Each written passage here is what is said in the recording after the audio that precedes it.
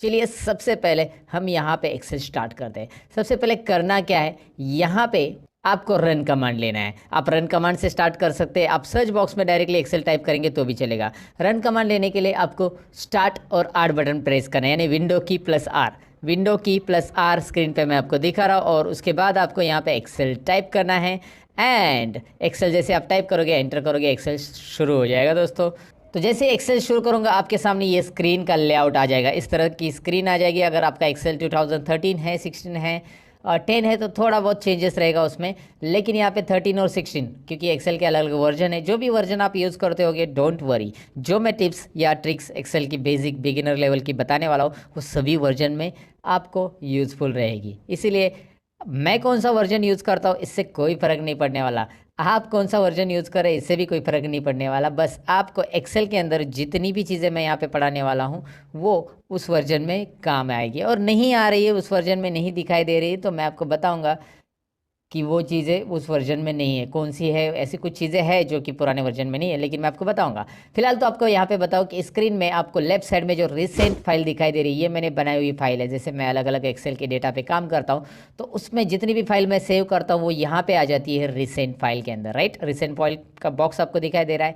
इसके बाद आपको ब्लैंक वर्कबुक दिख रहा है, और उसके बाद माइक्रोसॉफ्ट ने आपको कुछ ऑलरेडी फॉर्मूला ट्यूटोरियल से रिलेटेड पहले से कुछ शीट्स दी है, प्री फॉर्मेटेड शीट्स है, यहाँ से आप ले सकते हैं। उसके ऊपर आप यहाँ पे भी देख सकते हैं business, personal, planner and trackers, list, budgets, ऐसे बहुत सारे माइक्रोसॉफ्ट ने दिए हुए रेडीमेड वर्कबुक्स है। तो एक्सेल की फाइल को वर्कबुक्स बोलते हैं, ये तो आपको समझ में आया होगा। और यहाँ पे आपको दिख रहा है ब्लैंक वर्कबुक। सबसे पहले मैं यहाँ पे ब्लैंक वर्कबुक ही लेना चाहूँगा क्योंकि ब्लैंक वर्कबुक से हमारा इंट्रोडक्शन शुरू होगा ना दोस्तों। अब यहाँ पे आपको ये स्क्रीन जो दिखाई दे रही है ये एक्सेल का लेआउट है। एक्सेल की स्क्रीन ऐसी रहेगी। और एक्सेल के अंदर अभी डिटेल में जान लेते हैं कि क्या क्या किसको बोलते हैं।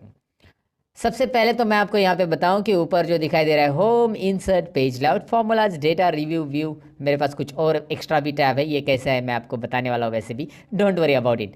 बट ये जो है इसे टैब बोलते हैं। टैब होम के अंदर क्लिक किया तो मैंने यहाँ पे ढेर सारे ऑप्शंस आपको मिलेंगे, और ये होता है एक्सेल का रिबन दोस्तों। रिबन नाम याद रखिएगा, मैं नीचे आपको टेक्स्ट में भी दिखा रहा हूँ, रिबन। ओके, सो इस रिबन के अंदर आपको यहाँ पे दिखाई दे रहा है क्लिपबोर्ड। क्लिपबोर्ड ग्रुप है, उसके बाद फॉन्ट ग्रुप है, उसके बाद अलाइनमेंट ग्रुप है। ये ग्रुप होते हैं। नंबर ग्रुप है, स्टाइल्स ग्रुप है, सेल्स ग्रुप है, एडिटिंग ग्रुप्स है।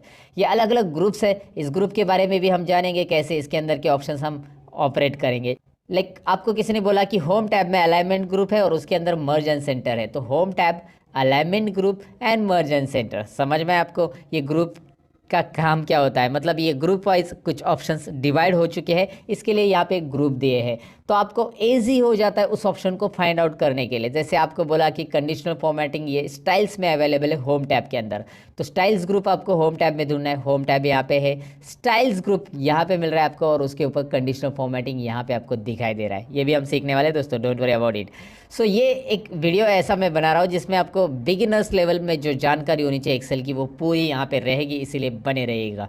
बस ये तो बताना था मुझे दोबारा, इसीलिए बता दिया। फिलहाल तो मैं आपको यहाँ पे बताऊँ कि यहाँ पे इसके बाद यहाँ पे होम टैब से लेकर ये टैब हो गया। हर एक टैब के अपने अपने ग्रुप्स है और अपने अपने ऑप्शंस है। मतलब यहाँ पे आप देख सकते हैं, इंसर्ट पे क्लिक किया तो tables group, illustration group, add-ins group, charts group and ढेर सारे और भी ग्रुप्स है। फिलहाल मैं पढ़ने रहा हूँ। वैसे पेज लेआउट है, वैसे फॉर्मूलाज है, डेटा, रिव्यू एंड व्यू है। अब मैं आपको क्या बता रहा हूँ, आगे ज़रा ध्यान दीजिए। अभी क्या है आगे, ये है नेम बॉक्स।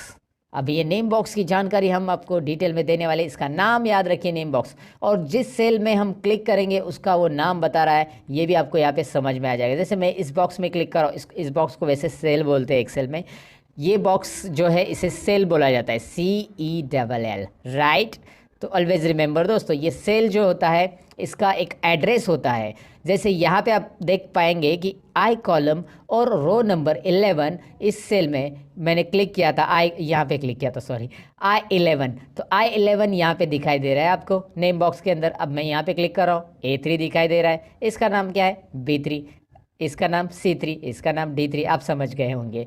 अब इसमें नेम बॉक्स क्या काम करता है, सेल का नाम दिखाता है, और भी बहुत सारे काम करता है नेम बॉक्स, आपको आगे पता चल जाएगा। नेम बॉक्स के बाद बारी आती है फॉर्मूला बार की। उसी के राइट साइड में यहाँ पे जो आपको दिखाई दे रहा है फॉर्मूला बार, ओके। यहाँ पे ये जो बार है यानी जहाँ पे हमें फॉर्मूला दिखाई देगा दोस्तों, राइट। अब इसमें फॉर्मूला कैसे दिखाई देगा मैं आपको यहाँ पे एक छोटा सा एग्जांपल बताता हूँ। कोई भी सेल के अंदर क्लिक कीजिए, जैसे मैंने यहाँ पे E5 पे क्लिक किया है और इसके अंदर मैं कुछ लिखूंगा। अब मैं यहाँ पे एक बात बताना चाहूँगा कि यार ये आपको जूमिंग में मुझे बार बार जूम करना पड़ रहा है, तो इस बॉक्स की साइज़ मैं बढ़ाना चाहता हूँ, मतलब ओवरऑल ये जो बॉक्सेस है उनकी सबकी साइज़ एक साथ बढ़ानी है, तो जूम मैं कर सकता हूँ एक्सेल के अंदर। उसके लिए शॉर्टकट की है Alt+V+Z। Alt+V+Z ये शॉर्टकट की मैं यहाँ पे बता रहा हूँ आपको। इसे प्रेस कैसे करना है मैं बता देता हूँ।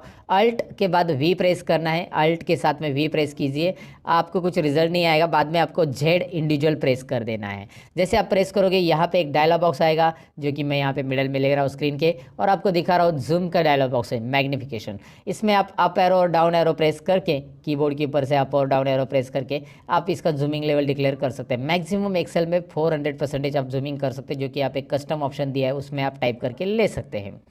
तो कस्टम में टाइप कीजिए 400%, तो 400 हो जाएगा। फिलहाल मुझे ज़रूरत नहीं है, 200 मैंने सिलेक्ट किया है। I do one thing, okay करेंगे। मैक्सिमम 400 है, मिनिमम 10% जूमिंग। अच्छा, अगर आपको Alt+V+Z से नहीं करना है तो और कौन सा तरीका है जूमिंग करने का? आप कंट्रोल बटन प्रेस करके माउस का स्क्रॉल बार घुमा सकते हैं आगे और पीछे। कीबोर्ड के ऊपर जो कंट्रोल बटन रहता है उसे प्रेस करके रखिएगा, माउस का स्क्रॉल बार आगे और पीछे घुमाएंगे तो क्या होने वाला है आपको पता है, जूम इन जूम आउट होने वाला है, राइट। सो ये आप ट्राई कर सकते हैं, या इसके अलावा कर सकते हैं आप राइट कॉर्नर में, यहाँ पे राइट कॉर्नर में आइए और यहाँ पे आपको जूमिंग के लिए मिल रहा है ऑप्शन, प्लस की तरफ क्लिक करें, मतलब प्लस के ऊपर क्लिक करेंगे तो ये जूम इन होता जाएगा, माइनस पे क्लिक करेंगे तो ये जूम आउट होते जाएगा। ये सिंपल चीज़ें मुझे बताने की ज़्यादा ज़रूरत नहीं, लेकिन मैंने आपको बताया कि शॉर्टकट की से ये कर सकते हैं और कैसे करना है आप ये समझ गए होंगे, राइट। ओके, तो अब यहाँ पे ये आपको समझ में आया कि जूम कैसे करना है। फिलहाल मैं आपको फॉर्मूला बार के बारे में बता रहा था, अब फॉर्मूला बार पे फिर से चले जाते हैं। अब फॉर्मूला बार करेगा क्या, कैसे काम करेगा दिखाता हूँ मैं आपको। यहाँ पे मैं = दे रहा हूँ, कोई भी फॉर्मूला लिखना है तो मैं यहाँ पे लिखता हूँ 50 = ये कंपलसरी है एक्सेल के अंदर कोई भी फॉर्मूला के पहले लिखना, because every formula with begins with = sign. ये अंग्रेजी में समाचार था, हिंदी में बताता हूँ। हर एक फॉर्मूला = साइन से शुरू होता है, हर एक फॉर्मूला बराबर साइन से शुरू करते हैं हम, अरे सबको पता है यार।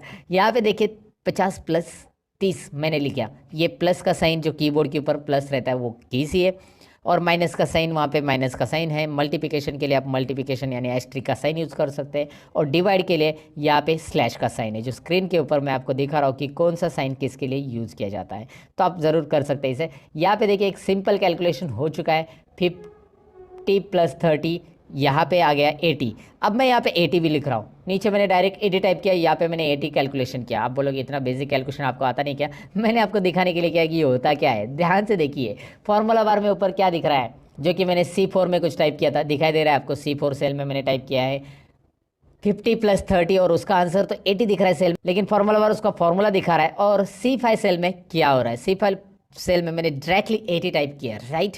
तो 80 टाइप किया तो वहाँ पे कोई फॉर्मूला नहीं आ रहा है। So if there is a formula in your cell it will display formula, if there is a content in your cell it will display content. मतलब फॉर्मूला बार का काम यही होता है दोस्तों।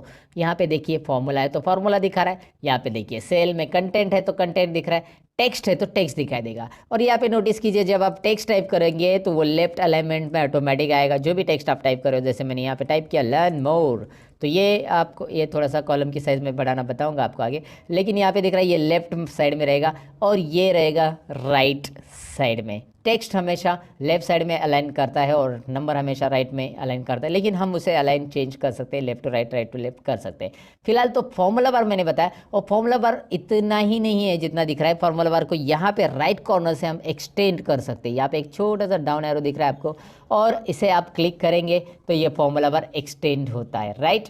ओके, यहाँ पे क्लिक करेंगे एक्सटेंड, मतलब थोड़ा सा फॉर्मूला बार आपको बड़ा दिख रहा है ना। जब ज़रूरी है, जब बहुत बड़ा फॉर्मूला आप लिख रहे हैं तब जाके ये फॉर्मूला बार को एक्सटेंड करने की ज़रूरत आपको पड़ सकती है, जो कि वो लाइन में नहीं बैठा तो नीचे की लाइन में आ जाएगा अगर आप वहाँ पे क्लिक करते हो तो, राइट। ओके, सो ये इंट्रोडक्शन के बाद आगे बढ़ते हैं। यहाँ पे मैं आपको बताऊँ कि these are the columns of Excel. ये जो है ABCDEFGH IJKLMNOPPQRSTUVWXYZ, मैं गाना नहीं गा रहा हूँ, ये कॉलम्स है एक्सेल के। और जेड तक ही नहीं है, आप देखेंगे आगे भी कॉलम है A B करने से अच्छा कंट्रोल और राइट एरो प्रेस करो, डायरेक्टली लास्ट कॉलम पे आ जाएंगे। लास्ट कॉलम को जंप करने के लिए कंट्रोल राइट एरो, और फर्स्ट कॉलम को जंप करने के लिए control left arrow, right, control right left, right left. अब ये जो राइट प्रेस करने के बाद ये लास्ट कॉलम जो आ रहा है वो है टोटल काउंटिंग। अगर हम करेंगे, वैसे मैं आपको डायरेक्टली बता रहा हूँ, काउंटिंग करने की जरूरत नहीं, आपको बैठना नहीं काउंटिंग के लिए, या ड्रैग भी नहीं करना है कोई नंबर्स। 16,384 टोटल कॉलम्स एक्सेल में रहते, इतने सारे रिकॉर्ड्स हम वर्टिकली रख सकते हैं। लेकिन मैं आपको बताऊँ क्या कि ये रिकॉर्ड्स एक्सेल के अंदर के जो होते हैं ना, इतने भी हमें कम पड़ता हूँ। कंट्रोल एन करूंगा नया वर्कबुक लेने के लिए, जहाँ पे आपको दिखाई दे रहा है नीचे आप देख सकते हैं शीट 1 नया फ्रेश आ चुका है। इस वर्कबुक का नाम देख सकते हैं बुक 2 आ चुका है, right. Okay, so now I do one thing, पहले तो इसे जूम करूंगा, अल्ट वी जेड, हमेशा की तरह जूम हो गया। इसमें अभी कंटेंट टाइप करने के लिए मैं कोई भी रिकॉर्ड लेता हूं जो कि आपके फैमिलियर रहेगा, आपको पहचान का रहेगा, आपको इजी लगेगा, ऐसा डेटा जो कि हमने देखा रहेगा वो लेता हूं। सीरियल नंबर लेने के बाद मैंने लिया नेम ऑफ स्टूडेंट, आप कुछ भी ले लीजिए, एम्प्लॉय लीजिए या कुछ और। तो यहाँ पे देखिए बी और सी कॉलम के अंदर, यहाँ पे आपको दिखाई दे रहा है कि बी कॉलम के अंदर के कंटेंट सी में जा चुके हैं। ऐसा होना चाहिए क्या? नहीं, बी ने सी की जगह भी ले लिए, नहीं बी ने बी की जगह लेनी चाहिए, तो बी को जगह थोड़ी सी बड़ी चाहिए। इसके लिए हम करेंगे क्या, यहाँ पे बी और सी कॉलम के बीच में माउस लेके आएंगे। बी और सी कॉलम के बीच में जब हम माउस लाएंगे, you will find out arrow, दिखाई दे रहा है ना। इससे क्या होगा, इससे आप ड्रैग कीजिए क्लिक करके, माउस से साइज बढ़ेगी, या फिर आप डबल क्लिक कीजिए, देखिए डबल क्लिक किया तो भी चलेगा, या ड्रैग करेंगे तो भी चलेगा। इट्स अप टू यू कि आपको क्या करना है, यहाँ पे कैसे करना है। डबल क्लिक करने और ड्रैग करने में फ़र्क क्या होता है? ड्रैग करने में आप एक्स्ट्रा साइज़ भी बढ़ा सकते हैं, लेकिन डबल क्लिक जब आप करते हो तो जितनी कंटेंट की साइज़ है उतनी ही हो जाती है। अच्छा, इसके लिए कीबोर्ड का शॉर्टकट की भी है, मैं आपको बताऊंगा आगे। चलिए आगे देखेंगे कीबोर्ड से कैसे होगा वो भी। फिलहाल आपको मैं यहाँ पे बताता हूँ सब्जेक्ट 1, सब्जेक्ट 2, सब्जेक्ट 3, और यहाँ पे हम टोटल करेंगे, उसके बाद हम यहाँ पे मैक्स भी निकालेंगे। ये सब बेसिक फॉर्मूलाज हम इसमें कवर कर लेंगे। मिनिमम लेंगे, काउंट लेंगे, एवरेज लेंगे एंड परसेंटेज लेंगे। आप बोलेंगे एवरेज और परसेंटेज वो एक ही होता है? नहीं, देखेंगे एक ही होता है कि नहीं होता है, यहाँ पे पता चलेगा आपको। साथ में हम रिजल्ट भी निकालेंगे, ग्रेड भी निकालेंगे, ये सारी चीज़ें यहाँ पे देखेंगे कैसे करना है। सबसे पहले तो यहाँ पे सीरियल नंबर के नीचे कर्सर रखिए एंड नाउ टाइप 1 और 2। यहाँ पे आपको 1 और 2 टाइप करना है। यहाँ पे आपको दिख रहा है ये जो है मैंने कंटेंट टाइप किए हैं, तो मुझे क्या करना है, यहाँ पे इसे ड्रैग करना है। तो मैं क्या करूँगा, अब मैं 1 और 2 को दोनों को सिलेक्ट कर चुका और इस कॉर्नर पे माउस लेके आ रहा हूँ, जिसको हम फिल हैंडल बोलते हैं। ये जो छोटा सा नन्ना सा प्लस दिख रहा है ना, ब्लैक वाला, ये छोटा प्लस हम यहाँ पे क्या करेंगे, इसे ड्रैग करेंगे। इस फिल हैंडल से ड्रैग करेंगे तो क्या होगा, सीरियली फिल होगा। लेकिन एक बात याद रखिए, मैंने 1 और 2 टाइप किया वैल्यूज़, तो ऑटोमेटिकली वो उसके गैप में फिल होते जा रहा है। अगर आपने 1 और 5 टाइप किया होगा और दोनों को सिलेक्ट करके ड्रैग किया होगा, तो दोनों के बीच में जो गैप है वही यहाँ पे जनरेट होते जाएगा, राइट।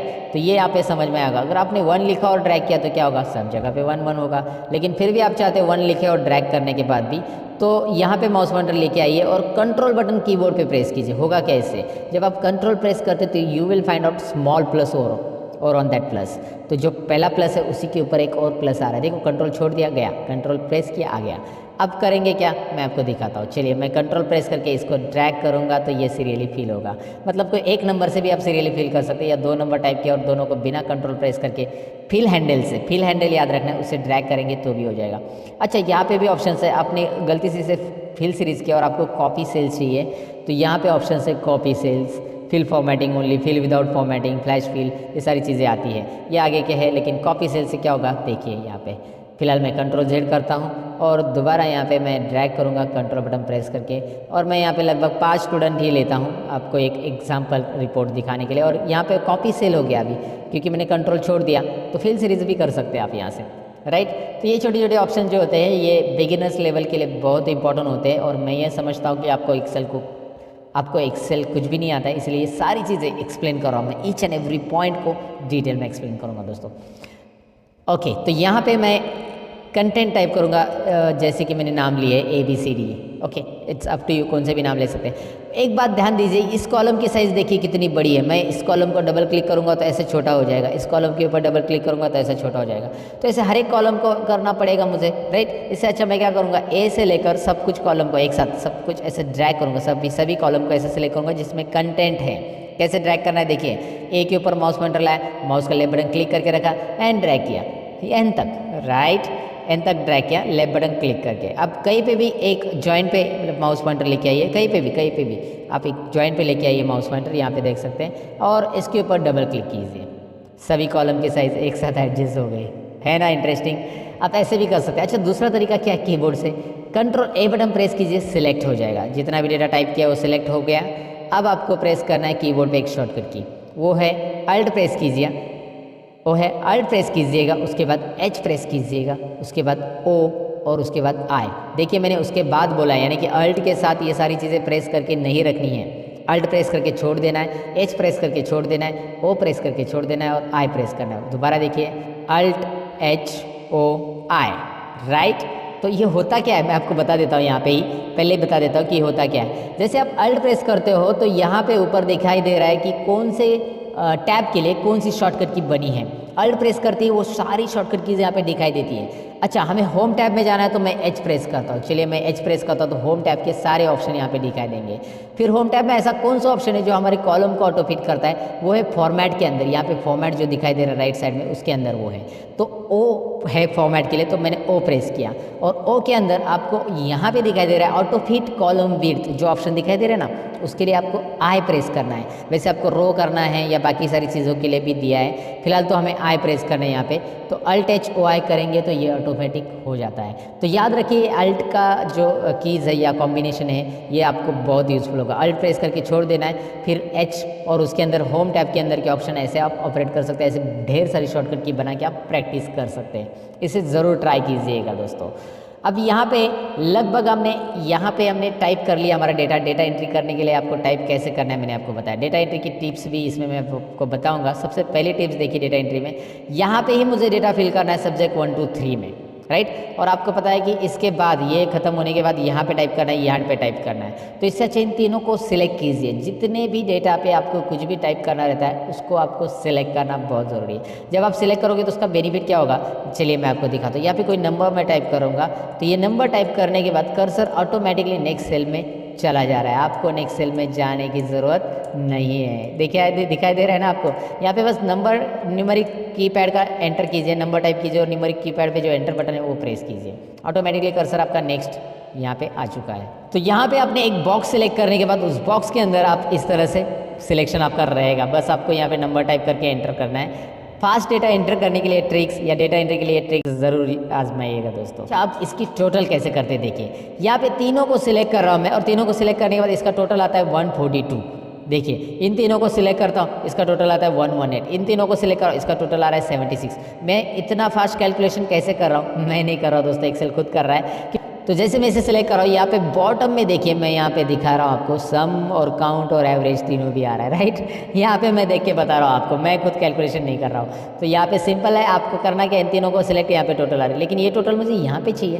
तो आई डू वन थिंग, यहाँ पे दिखाई दे रहा है राइट कॉर्नर में, होम टैब में राइट कॉर्नर में ऑटो सम ऑप्शन दिखाई दे रहा है। इस पर आप क्लिक करेंगे ना डायरेक्टली इस ऑटो सम पे, तो यहाँ पे डायरेक्टली ऑटो सम कर लेगा। और उसके अंदर एक प्री डिफाइंड फॉर्मूला आता है जिसको एक्सेल में बोला जाता है फंक्शन। ये है एक्सेल का सम फंक्शन, सबसे पहला फंक्शन हम सीख रहे हैं जिसमें ऑटोमेटिक टोटल करेंगे। और ये होता है एक्सेल में predefined formula. Always remember कि predefined formula in Excel is called a function. Excel में फॉर्मूला और फंक्शन ये दो अलग अलग वर्ड क्यों हैं, क्योंकि फंक्शन यानी कि एक्सेल के अंदर हम कोई भी फॉर्मूला नहीं लगाएंगे जो पहले से दिया रहेगा, उसके अंदर कोई भी मैथमेटिकल साइन हम नहीं ऐड करेंगे। यहाँ पे दिख रहा है हमने प्लस का साइन नहीं ऐड किया है, फिर भी हमें इसकी टोटल मिल रही है। तो पहले से डिफाइन किया गया फॉर्मूला जो होता है उसे हम एक्सेल में फंक्शन बोलते हैं। और अगर हमें इसकी टोटल करनी होती, मैं डिलीट कर रहा हूँ इसे, अगर इसे हमें टोटल करनी है तो मैं इज इक्वल टू करूँगा, इस सेल पे क्लिक करूँगा, ये है C2 जो कि एड्रेस दिखाई दे रहा है उसका, प्लस ये D2 प्लस ये है E2। इस तरह का ये जो होगा ये हमारा फॉर्मूला है। सो फॉर्मूला और फंक्शन में यहाँ पे समझने की कोशिश कीजिए कि उसका एक्चुअली फॉर्मूला क्या होता है। एक्सेल में ये फॉर्मूला है जो कि कस्टमाइज दिया हमने, और इसके पहले जो किया था वो फंक्शन है। और यहाँ पे मैं इसके ऊपर डबल क्लिक करूँगा तो सारे आंसर आ गए, मुझे बार बार फॉर्मूला देने की ज़रूरत नहीं है दोस्तों। तो आपको ये समझ में, डिलीट कर देता हूँ मैं। फंक्शन के साथ करूँगा, फंक्शन के लिए शॉर्टकट की भी है, मैं यहाँ पे क्लिक करूँगा तो ये आ रहा है ना, दिखाई दे रहा है ना, आ रहा है। इसको मैं शॉर्टकट की से एक्सेस करता हूँ। अल्ट इज इक्वल टू क्या प्रेस करना है कीबोर्ड पे, अल्ट और इज इक्वल टू प्रेस करना है। अल्ट और इज इक्वल टू प्रेस करने के बाद आपको डायरेक्टली मिलेगा टोटल का यहाँ पे फंक्शन। टोटल मतलब सम का function. Okay, some C2 to E2 वो बता रहा है कि C2 से E2 में जितने भी नंबर है वो फंक्शन में ऐड होंगे, वो सम फंक्शन में इंक्लूड होंगे, उतने नंबर्स ऐड होके यहाँ पे रिजल्ट आएगा। एंटर कीजिए, आपको रिजल्ट मिल रहा है। अच्छा, आप ये टाइप भी कर सकते हैं, चलिए मैं आपको दिखाता हूँ। इज इक्वल टू सम, आप ऐसा टाइप करेंगे तो नीचे देखिए बहुत सारे सम से रिलेटेड फंक्शन आ जाते हैं। सम से रिलेटेड बहुत सारे सम इफ सम प्रोडक्ट वगैरह सब है, लेकिन फिलहाल सम देख रहे हैं। अब ये सम टाइप करने के बाद आप टैब बटन प्रेस कीजिए, ऑटोमेटिक ओपन ब्रैकेट आ जाता है। आप ओपन ब्रैकेट दे सकते हैं शिफ्ट बटन प्रेस करके, लेकिन टैप किया ना टैब तो ऑटोमेटिक ओपन ब्रैकेट आ जाता है। अब करना क्या है, सब्जेक्ट 1 2 3 इन तीनों को सिलेक्ट कीजिए। C2 से E2 मैंने सिलेक्ट किया है, C2 टू E2 ये मैंने सिलेक्ट किया और ब्रैकेट क्लोज कीजिए। एंटर करने के बाद एक्सेल खुद ब्रैकेट क्लोज कर देता है। एक्सेल के पास सेंस है, यह सेंस ऑफ ह्यूमर है एक्सेल के पास दोस्तों। कैसे, मैं आपको बता देता हूँ। यहाँ पे पहला सेंस क्या दिया कि यहाँ पे उसने ट्रैक किया कि यहाँ पे टेक्स्ट है और यहाँ पे आपका नंबर है, तो उसने ऑटोमेटिकली इतनी रेंज ली। Alt is equal to shortcut key press करने के बाद मुझे रेंज सिलेक्ट करने की ज़रूरत नहीं पड़ी। दूसरी चीज़, अगर यहाँ पे कोई नंबर रहता तो ऑटोमेटिकली वो सारे के सारे नंबर ले लेता, 1 भी नंबर है और ये भी ले लेता, राइट। तो ये भी याद रखना है। दूसरी चीज़, यहाँ पे ब्रैकेट क्लोज मैंने नहीं किया, एंटर किया, एक्सेल ने ऑटोमेटिक ब्रैकेट क्लोज करके दे दिया है ना। छोटी छोटी चीज़ें आपको यहाँ पे पहले से समझनी है। और यहाँ पे डबल क्लिक करूँगा तो एक्सेल जानता है कि अभी करना क्या है उसको। यहाँ पे ये जो दिख रहा है ना फिल हैंडल, इसे आप क्लिक एंड ड्रैग कीजिए, डबल क्लिक कीजिए। अगर आप बोलो यार माउस से नहीं करना है सर, तो मैं आपको बता देता हूँ कि इसे क्लिक कीजिए, शिफ्ट और डाउन एरो प्रेस करके रखिए ऐसा, और कंट्रोल D बटन प्रेस कीजिए। कंट्रोल D फील डाउन, बहुत सारे शॉर्टकट की जो बेसिक लेवल पे आपको आनी चाहिए। कंट्रोल D, जिससे आप लोगों को इम्प्रेस कर सकते हैं ये करके, इसीलिए ये बेसिक शॉर्टकट कीज आपको याद रखनी है। सिलेक्ट करके कंट्रोल D कीजिए, फील डाउन, या फिर आप डबल क्लिक कीजिए, आ जाएगा यहाँ पे आपको इसका जवाब मिल जाएगा। तो मैंने आपको बताया कि इसका टोटल कैसे निकालना है। टोटल निकालने का जो प्री डिफाइंड सम है वो क्या होता है। फॉर्मूला भी हम दे सकते हैं, लेकिन फॉर्मूला देंगे तो वो बहुत लंबा भी हो जाता है, पेचीदा भी हो जाएगा, बराबर ना। सपोज एग्जांपल ले लो ना, लाइक आपको इसकी टोटल करनी है, इसकी टोटल करनी है, इसकी, तो इसके लिए 5 सेल है, 1 2 3 4 5 सेल। तो इतना बड़ा फॉर्मूला देने से अच्छा क्लिक कीजिए, Alt इज इक्वल टू कीजिए और एंटर बटन प्रेस कीजिए, राइट। यहाँ पे भी क्लिक कीजिए, Alt इज इक्वल टू कीजिए, एंटर बटन प्रेस कीजिए। ऐसे आप इसकी टोटल कर सकते हैं। Alt इज इक्वल टू से होता क्या है समझ में आपको। फिलहाल तो यहाँ पे Alt इज इक्वल टू इसकी टोटल, और यहाँ पे डबल क्लिक आ गया। मैक्स निकालने के लिए यहाँ पे ऑटो सम के अंदर जो कॉर्नर में राइट कॉर्नर में आपको दिखाई दे रहा है, इसके अंदर आपको max, mean, count numbers, average और सम तो हमने निकाल लिया। तो अभी मैक्स निकालना है तो मैं मैक्स पे क्लिक करता हूँ। यहाँ पे उसने क्या कर लिया, बाय डिफ़ॉल्ट लेफ्ट साइड के सभी नंबर ले लिए। देखिए, अब मैंने आपको बताया था एक्सेल में सेंस है। आप बोलोगे यार मुझे तो सब्जेक्ट 1 2 3 इन तीनों में से मैक्सिमम निकालना है, टोटल नहीं लेना है। तो एक्सेल ने क्यों लिया टोटल, क्योंकि भाई एक्सेल को वो नंबर मिल रहा है और नंबर ऑटोमेटिक एक्सेल ट्रैक करेगा। अब करना क्या है, आपको इन तीनों को सिलेक्ट करना है ना, ड्रैग करके माउस का पॉइंटर 45 से लेकर 65 तक ड्रैग कीजिए। Max C2 to E2 formula दिख रहा है आपको आगे, आई मीन फंक्शन दिख रहा है आपको आगे, ये मैक्सिमम निकालेगा। डबल क्लिक कीजिए, ये मैक्स, इनमें तीनों में कौन सा मैक्सिमम मार्क्स है वो आपको यहाँ पे डिस्प्ले करेगा। वैसे आप मिनिमम भी डिस्प्ले कर सकते हैं। करना क्या है, मिनिमम के लिए आपको सिंपल देना है, यहाँ पे is equal to sign minimum MIN type कीजिए, उसके बाद टैब बटन प्रेस कीजिए। आप यहाँ पे इसे सिलेक्ट कीजिए, तीनों सब्जेक्ट को एंटर कीजिए। फॉर्मूला आप टाइप करके भी कर सकते हैं। करना क्या है मैंने आपको बताया, देखिए काउंट में बताता हूँ। करना क्या है, is equal to COUNT, UN type किया तो भी ऑटोमेटिक नीचे हाईलाइट हो रहा है। उसके बाद नीचे जैसे ही वो ब्लू कलर में हाईलाइट होता है वो फॉर्मूला जो भी हमारा रिक्वायर्ड है, टैब बटन प्रेस करने से आगे का T वगैरह टाइप करने की ज़रूरत नहीं पड़ेगी। फिर आप इन तीनों को सिलेक्ट करेंगे, फिर आप क्लोज करेंगे ब्रैकेट को, फिर आप एंटर करेंगे और फिर आप ही करेंगे सब कुछ। यहाँ पे डबल क्लिक करना है, दोनों को एक साथ सिलेक्ट करके मैंने डबल क्लिक किया। ये फॉर्मूलाज वहाँ से भी आप ले सकते हैं ऑटो सम से, लेकिन मैंने इसको बताया इस तरह से। अच्छा, आपने बोला कि सर जैसे इसको Alt इज इक्वल टू से किया, वैसे ये नहीं होगा क्या कोई शॉर्टकट की से, राइट ना। शॉर्टकट की से भी तो होना चाहिए। दरअसल इसके लिए शॉर्टकट कीज मैंने आपको बताई है। आप बोलोगे यार कभी बताइए, अभी तो मैं एक्सपेंशन पढ़ा है। मैंने बताया था आपको Alt करिए, H कीजिए, H करने के बाद ऑटो सम के लिए क्या आता है देखिए वहाँ पे, ज़रा ध्यान से देखिए, मैं जूम करके भी बता रहा हूँ। वहाँ पे ऑटो सम के लिए क्या आ रहा है, U आ रहा है। U आ रहा है तो मैं U प्रेस करता हूँ और U के अंदर मैक्स निकालना है तो M, राइट। अब यहाँ पे आपको माउस यूज़ नहीं करना पड़ा, right. Alt H U M, shift और लेफ्ट एरो प्रेस करूँगा क्योंकि मैंने यहाँ पे जो सिलेक्शन देखा था वो 3 सेल का चाहिए था मुझे और 4 सेल का आ रहा है। शिफ्ट और left arrow, shift button hold down करके लेफ्ट एरो कीबोर्ड का प्रेस करने से एक सिलेक्शन, एक सेल कम होगी और एंटर कीजिए। क्या हो रहा है ज़रा देखिए, वापस देखिए, Alt H U और I आ यानी मिनिमम, शिफ्ट और लेफ्ट एरो कितनी बार, 2 बार, एंटर। मैंने माउस को हाथ ही नहीं लगाया, इसके लिए माउस की ज़रूरत ही नहीं पड़ी मुझे। एक बार आपकी प्रैक्टिस हो गई ना तो आपको माउस की ज़रूरत ही नहीं यार, मतलब मैं आपको बता रहा हूँ, वैसे माउस की ज़रूरत पड़ती है कभी कभी चार्ट्स वगैरह के लिए, लेकिन फिलहाल ऐसे डेटा के लिए तो ज़रूरी नहीं, जहाँ पे फॉर्मूलाज आपको इजीली अप्लाई करने हैं। Alt H home tab, you auto sum, और काउंट नंबर्स के लिए है सी, राइट। वहाँ पे आप देख सकते हैं राइट साइड में जो छोटा सा बॉक्स आ रहा है, छोटा सा नन्हा सा प्यारा सा बॉक्स में देख सकते हैं सम के लिए यस था, एवरेज के लिए ए है, काउंट के लिए सी है, मैक्सिमम के लिए एम है, मिनिमम के लिए आई है। फिलहाल सी प्रेस करते हैं और यहाँ पे 6 सेल सिलेक्ट हो गए C2 to H2। तो करेंगे क्या, कीबोर्ड से करना है, माउस से तो आप कर सकते हैं, लेकिन कीबोर्ड से करना है तो शिफ्ट लेफ्ट एरो 3 बार, क्योंकि 3 सेल रिमूव करने हैं, एंटर कीजिए। Alt H U A, average के लिए शिफ्ट लेफ्ट एरो 4 बार और एंटर कीजिए, राइट। अब मुझे ये भी कीबोर्ड से ही करना है, तो मैं करूँगा क्या, शिफ्ट और राइट एरो, फिर शिफ्ट और डाउन एरो, और फिर control D, right. Okay, got it दोस्तों। तो ये आपको समझ में आया कि मैंने मैक्स, मीन, काउंट, एवरेज कैसे निकाला। इंटरेस्टिंग है, कोई डिफिकल्टी नहीं है इसमें, कीबोर्ड से कैसे करना है, माउस से कैसे करना है, दोनों चीज़ें मैंने आपको बताई। अच्छा, एक बात, एक सवाल मैं आपको पूछना चाहूँगा यहाँ पे कि एवरेज और परसेंटेज सेम रहते हैं क्या? ज़रा मुझे कमेंट सेक्शन में ज़रा बता देना कि एवरेज और परसेंटेज सेम रहते हैं क्या। आप अपना आंसर चेक कर लेना, कमेंट में पहले आंसर लिख देना और फिर यहाँ पे मैं आपको आंसर बता रहा हूँ। एवरेज और परसेंटेज सेम रहते हैं या नहीं रहते हैं, यहाँ पे आपको पता चलेगा, खुद मैं कैलकुलेट कर रहा हूँ। मैं इसका ज़रा कॉलम की साइज़ बढ़ा लूँगा, क्योंकि एवरेज जो है पॉइंट्स में आता है और वो पॉइंट्स नहीं दिख रहे थे, तो मैंने कॉलम की साइज़ बढ़ा दी।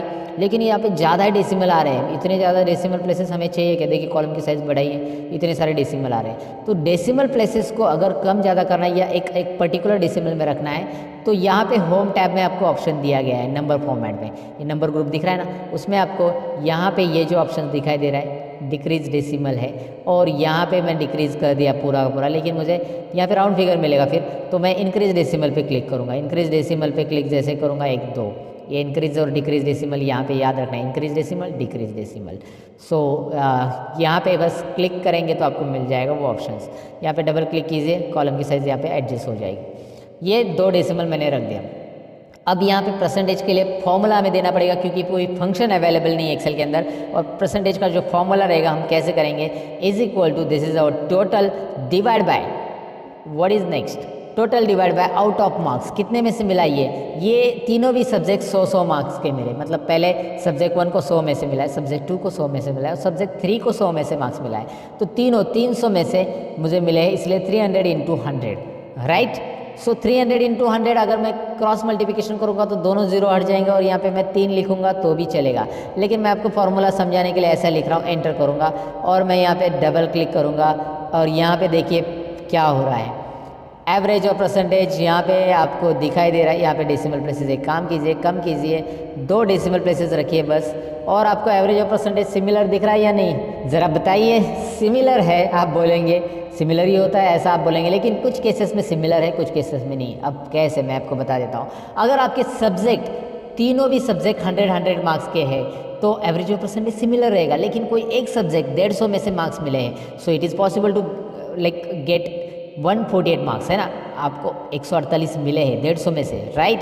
इधर 100 में से मिले आपको 98 और इधर 100 में से मिले आपको 95। तो अब आपका मार्क्स, यहाँ पे ज़रा डबल क्लिक करता हूँ मैं, यहाँ पे भी डबल क्लिक करता हूँ, क्योंकि ये ऐसा आ गया ना, ज़रा ध्यान से देखिए, यहाँ पे हैश आ रहा है ना, तो यहाँ पे कॉलम की साइज़ कम पड़ रही, समझ जाना, ये छोटी छोटी चीज़ें डेटा एंट्री में याद रखना। तो आपको कॉलम की साइज़ बढ़ा देना है, डबल क्लिक करना है, ऐसे आप कर सकते हैं। आपको यहाँ पे ये समझना है कि यहाँ पे टोटल कितनी है, 341, यानी 350 में से ये मिले हैं आपको, 300 में से नहीं मिले। So average can be greater than 100, हो सकता है ना, एवरेज तो 100 से ज़्यादा हो सकता है, लेकिन परसेंटेज हो सकता है क्या, 113% कभी सुना है किसी स्टूडेंट को मिले? तो भैया आपका कैलकुलेशन तो गलत है, क्योंकि ये मिले हैं आपको 350 में से। तो यहाँ पे एक तो आप 350 लिखो, या फिर इसको आप इस तरह से लिखो 3.5, ये भी चलेगा, क्योंकि क्रॉस मल्टीप्लिकेशन में 2 जीरो जो है इधर पॉइंट में आ जाएंगे। तो ये देखिए आपका जवाब क्या आएगा, इस तरह के आपके परसेंटेज रहेंगे, 97% आपको मिले रहेंगे, और एवरेज इस तरह से रहेगा। तो एवरेज और परसेंटेज अलग अलग होगा जब आपके सब्जेक्ट के मार्क्स कुछ अलग ही है, 100 नहीं है। 100 में से है तो एवरेज और परसेंटेज सिमिलर रहेगा।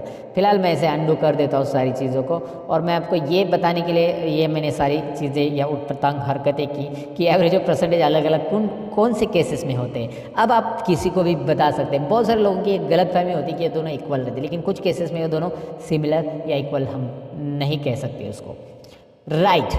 अब रिजल्ट और ग्रेड तो हम निकालने वाले दोस्तों, ये ज़रा ट्रिकी फॉर्मूला यहाँ पे इफ कंडीशन हम सीखने वाले हैं, और इफ कंडीशन से हम रिजल्ट और ग्रेड कैसे निकालेंगे सीखेंगे। लेकिन उसके पहले कुछ चीज़ें हम यहाँ पे सीख लेंगे। सबसे पहले तो हम कंडीशनल फॉर्मेटिंग सीख लेंगे। अब कंडीशनल फॉर्मेटिंग इनके ऊपर मुझे देनी है। सब्जेक्ट 1 2 3 को मैंने सिलेक्ट किया है। होता क्या है, होम टैब में कंडीशनल फॉर्मेटिंग एक ऑप्शन है। तो यहाँ पे जो कंडीशनल फॉर्मेटिंग ऑप्शन दिखाई दे रहा है उसका काम क्या है मैं आपको बता देता हूँ। जैसे आप उस पर क्लिक करोगे, highlight cells rules, top bottom rules, data bars, colour scale, icon set, ढेर सारी चीज़ें आ रही है। तो यहाँ पे हाईलाइट सेल्स रूल्स हम सीखने वाले हैं। एडवांस कंडीशनल फॉर्मेटिंग भी होता है जो कि मैं आपको आगे बताऊंगा। फिलहाल तो हम बेसिक चीज़ें पहले सीख लेते हैं इजीली। यहाँ पे कुछ हाईलाइट सेल्स रूल्स आपको दिखाई दे रहे हैं जिसमें आपको greater than, less than, between, equal to, text that contains data occurring and duplicate values, right. अब मैं आपको सबसे पहले बताऊंगा कि कंडीशनल फॉर्मेटिंग करेगा क्या। जो नंबर्स मैंने सिलेक्ट किए हैं उसके ऊपर हम कुछ कंडीशन के अकॉर्डिंग फॉर्मेटिंग देंगे। अब कंडीशन के अकॉर्डिंग फॉर्मेटिंग यानी हमें लेस दैन 35 वाले नंबर हाईलाइट करने हैं। वो कौन से कलर में रहते हैं? आपको स्कूल में जब आपको 35 से कम मार्क्स मिलते हैं तो कौन से कलर में लिखते हैं टीचर? कौन से कलर में, ज़रा बताइए? रेड कलर में, एवरीबडी नोज दैट। तो लेस दैन पे क्लिक कीजिए, और यहाँ पे लेस दैन पे क्लिक करने के बाद एक छोटा सा नन्हा सा डायलॉग बॉक्स आ रहा है हमेशा की तरह। और इस डायलॉग बॉक्स में मैं क्या कर रहा हूँ, जो 38 दिख रहा है वहाँ पे मैंने 35 किया है। और 35 करने के बाद आप देख सकते हैं ऑटोमेटिकली 35 से जो भी कम है सब्जेक्ट 1 2 3 में, तीनों में भी 35 से जितने भी कम है वो रेड कलर में बैकग्राउंड के साथ वो हाईलाइट हो रहे हैं। मुझे ये कलर नहीं चाहिए तो मैं यहाँ पे कलर कस्टमाइज कर सकता हूँ। और करने के लिए बस आपको यहाँ पे कस्टमाइज करने के लिए बस आपको यहाँ पे कस्टम फॉर्मेट पे क्लिक करना होगा। नीचे दिखाई दे रहा है कस्टम फॉर्मेट ऑप्शन है, जैसे आप इस ड्रॉप डाउन पे क्लिक कर दो। कस्टम फॉर्मेट में हमें यहाँ पे फिल या फिर फॉन्ट जो कलर चाहिए वो चूज़ कर सकते हैं। मैं फॉन्ट कलर ही देना चाहता हूँ। फॉन्ट में मैंने रेड कलर दे दिया। देखिए फॉन्ट में कलर में यहाँ पे रेड कलर, और ओके कीजिए। अब ओके कीजिए, देखिए क्या हो रहा है, बस 35 के नीचे वाले जो है उसका फॉन्ट कलर रेड हो चुका है। आसान है ना, बहुत ही आसान है। अब मैं आपको बताऊँ कि 35 के ऊपर वाले देने हैं तो conditional formatting, highlight cells rule, और यहाँ पे हाईलाइट सेल्स रूल में ग्रेटर दैन में क्लिक करेंगे। ग्रेटर दैन 35 को कौन सा कलर देना है आपके ऊपर है। ग्रीन देना है, रेड देना है, कस्टम फॉर्मेट में जाइए और यहाँ से आप ब्लू कलर देना चाहते हैं, जो भी है जो देना है वो दे सकते हैं। लेकिन एक बात यहाँ पे ध्यान दीजिए, मैंने 35 अगर लिखा तो वो तो ब्लैक कलर में आ रहा है ना, 35 ब्लैक कलर में आ रहा है, बाकी सब तो अपने ऑटोमेटिक अपने अपने कलर में आ रहे हैं। तो यहाँ पे मैं करूँगा क्या, कंडीशनल फॉर्मेटिंग में और एक चीज़ है जो कि आपको यहाँ पे देखनी चाहिए, इक्वल टू है, बिटवीन भी है वैसे। इक्वल टू 35 देते पहले, इक्वल टू 35 कौन से कलर में रखना है आपको। चलिए मैं यहाँ पे कस्टम फॉर्मेट में हमेशा की तरह कलर दूसरा लेता हूँ। यहाँ पे मतलब इस तरह मैंने पर्पल ले लिया। जैसे आप मार्क्स चेंज करेंगे वहाँ पे कलर भी चेंज हो जाएगा दोस्तों। यहाँ पे आप देख सकते हैं मैंने इसके मार्क्स चेंज किए, वहाँ पे हो गया उसका पर्पल, यहाँ पे इसको मैंने पास कर दिया, यहाँ पे हो गया उसको ओके। सो गॉट इट, आपको समझ में आया ये कैसे हो रहा है? ओके। अब मुझे यहाँ पे कोई बिटवीन मार्क्स हाईलाइट करने हैं, जैसे मुझे 150 to 175 के बीच में हाईलाइट करने हैं, तो मैंने इसको सिलेक्ट किया, कंडीशनल फॉर्मेटिंग और बिटवीन पे क्लिक किया। सिंपल है, बिटवीन में 150 to 170 मैंने दे दिया, तो मैंने दे दिया और जस्ट मैंने कोई भी कलर यहाँ पे सिलेक्ट कर लिया और ओके किया। दिखाई दे रहा है आपको 150 to 175 के या जो भी आप फॉर्मेट दोगे उसके बीच में यहाँ पे नंबर हाईलाइट हो जाएंगे। कंडीशनल फॉर्मेटिंग में आगे है यहाँ पे टेक्स्ट दैट कंटेंट्स में हम पर्टिकुलर टेक्स्ट में हाईलाइट कर सकते हैं। जैसे मैं आपको एग्जांपल देता हूँ यहाँ पे। चलिए मैं अभी फिलहाल तो पास फेल डायरेक्टली लिख रहा हूँ, लेकिन इसका फॉर्मूला बनता है दोस्तों, और वो तो हम सीखने वाले हैं ना आगे, तो बड़े रहेगा वीडियो के अंदर। इसका फॉर्मूला काफ़ी इंटरेस्टिंग है, ऑटोमेटिक पास फेल आने वाले हैं। फिलहाल तो मैंने पास फेल ऐसा अंदाज लिखा है कि ये पास है ये फेल है। ये मत देखिएगा कौन पास है कौन फेल है, मुझे बस यहाँ पे दिखाना है कि पास वाले जो है वो ग्रीन कलर में रहने चाहिए, फेल वाले जो है रेड कलर में। तो मैं वही करूँगा, यहाँ पे एक कंडीशनल फॉर्मेटिंग में जो ऑप्शन था वो पिक करूँगा, टेक्स्ट दैट कंटेन्स। जिस टेक्स्ट के अंदर पास है उसको मैं ये वाला ग्रीन वाला कलर देना चाहता हूँ। चलिए मैंने यहाँ पे डायरेक्टली प्री डिफाइन जो कलर है ना, green fill with the dark green text, वो दे दिया, राइट। अब मैं क्या करता हूँ, कंडीशनल फॉर्मेटिंग दोबारा उसी को सिलेक्ट रख के आप एक ही सेल्स के ऊपर दो दो कंडीशंस भी दे सकते हैं, जो कि यहाँ पे मैं आपको दिखा रहा हूँ। फेल, यहाँ पे आपको फेल लिखना है और फेल के अंदर ये कलर देना है और ओके कीजिए। अब आप देख सकते हैं पास और फेल को कैसे कलर आ रहा है। मैंने एक टेम्पररी आपको बताया सोल्यूशन कैसे करना है। उसके अलावा यहाँ पे अगर मैं आपको बताऊँ कि कोई डेट्स है तो डेट्स के लिए भी आप फॉर्मूला दे सकते हैं। जैसे यहाँ पे कोई डेट्स नहीं है, but I do one thing, यहाँ पे मैं कोई डेट लेता हूँ। जैसे मैं यहाँ पे 22 दिसंबर को रिकॉर्ड कर रहा हूँ, तो मैं यहाँ पे सपोज 2 दिन पहले की डेट लेता हूँ और मैंने यहाँ पे 2 दिन पहले की डेट ले ली है और उसके बाद इस डेट को मैं ड्रैग करूँगा तो ये सीरियली डेट आ जाएगी, राइट। मैं इतनी डेट दिखा रहा हूँ बस यहाँ पे आपको ये समझाने के लिए। कंडीशनल फॉर्मेटिंग में हाईलाइट सेल्स रूल में डेट ऑकरिंग हमारा नेक्स्ट टॉपिक है। डेट ऑकरिंग, डेट ऑकरिंग में जब हम क्लिक करेंगे एस्टरडे, कल की डेट, आज 22 तारीख है तो कल की डेट 21 तारीख, टुडे है ना, right, tomorrow, in last 7 days, ऐसी बहुत सारी चीज़ें इसमें। ये सेल्स रिपोर्ट वगैरह में बहुत काम आती है। आप अगर हाईलाइट करके रखना चाहते हैं सेल्स को, अगर आप ये फॉर्मूला देके रखेंगे तो ऑटोमेटिकली नेक्स्ट वीक की डेट, दिस वीक की डेट है ना, ये सब यहाँ पे हाईलाइट होगी। लास्ट वीक की, लास्ट 7 डेज, यहाँ पे तो 7 डेज नहीं, मैंने 2-4 ही डेट ली है।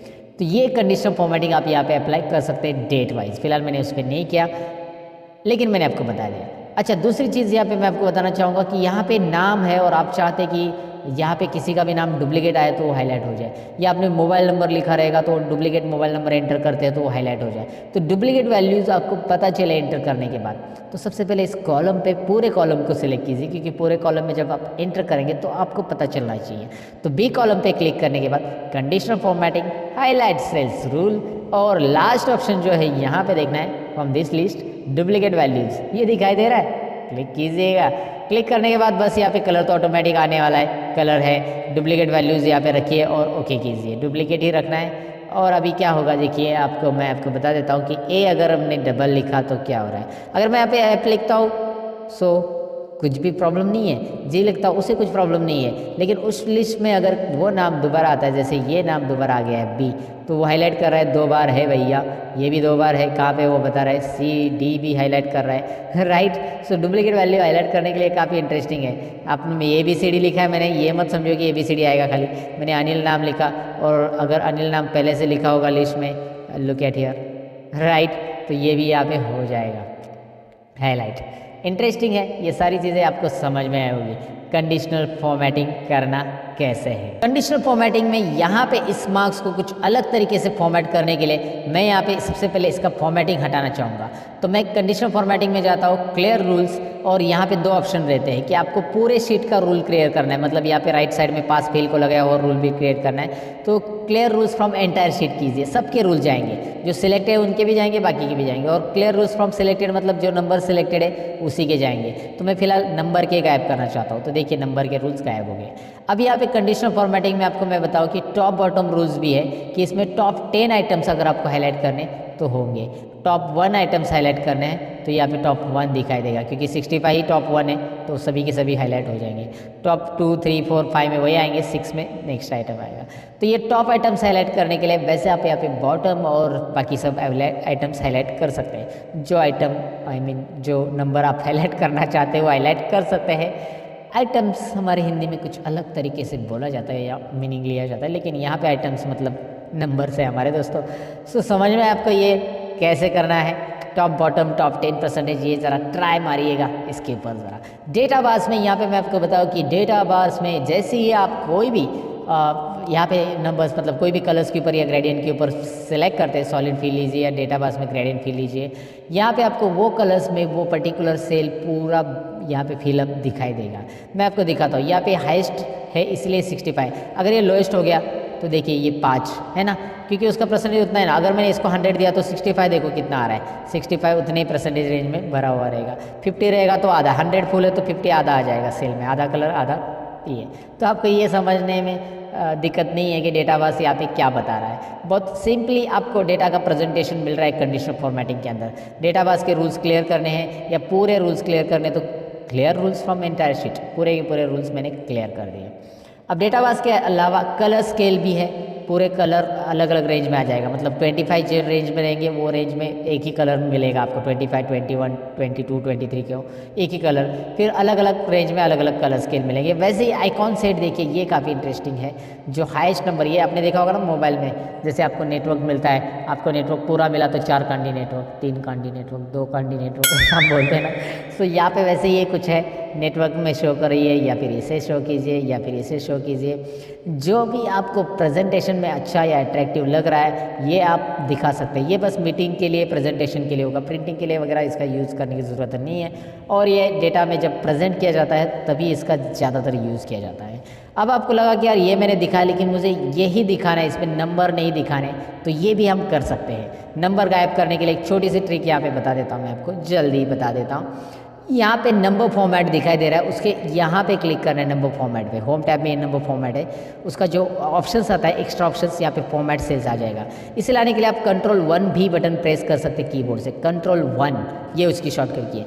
उसके बाद आपको यहाँ पे नीचे कस्टम पे क्लिक करना है दोस्तों, और कस्टम के अंदर यहाँ पे मैं क्या कर रहा हूँ, टाइप जो दिखाई दे रहा है ना, उसमें मैं सेमीकोलन टाइप करूँगा। बस क्या टाइप करना है, टाइप में सेमीकोलन टाइप करना है, ओके करना है। नंबर गायब, नंबर है वहाँ पे लेकिन वो नंबर डिस्प्ले नहीं होंगे क्योंकि हमने वहाँ पे कस्टम किया सेमीकोलन से। और यहाँ पे अगर आप 100 लिखते हो, now you will find out number है दिखाई दे रहा, आगे टोटल भी आ चुकी है, नंबर गायब नहीं है। 320 लिखते हो, देखो चार्ट पूरा चेंज हो जाएगा अलग अलग। सो आपको यहाँ पे ये समझ में आया कि वहाँ पे नंबर है लेकिन हमने उसे गायब किया है। कैसे गायब किया वो समझ में आया होगा आपको। मैं अंडू कर देता हूँ फिलहाल, इसे आप वहाँ पे वापिस जाके कस्टम में जनरल लिखेंगे तो आ जाएगा।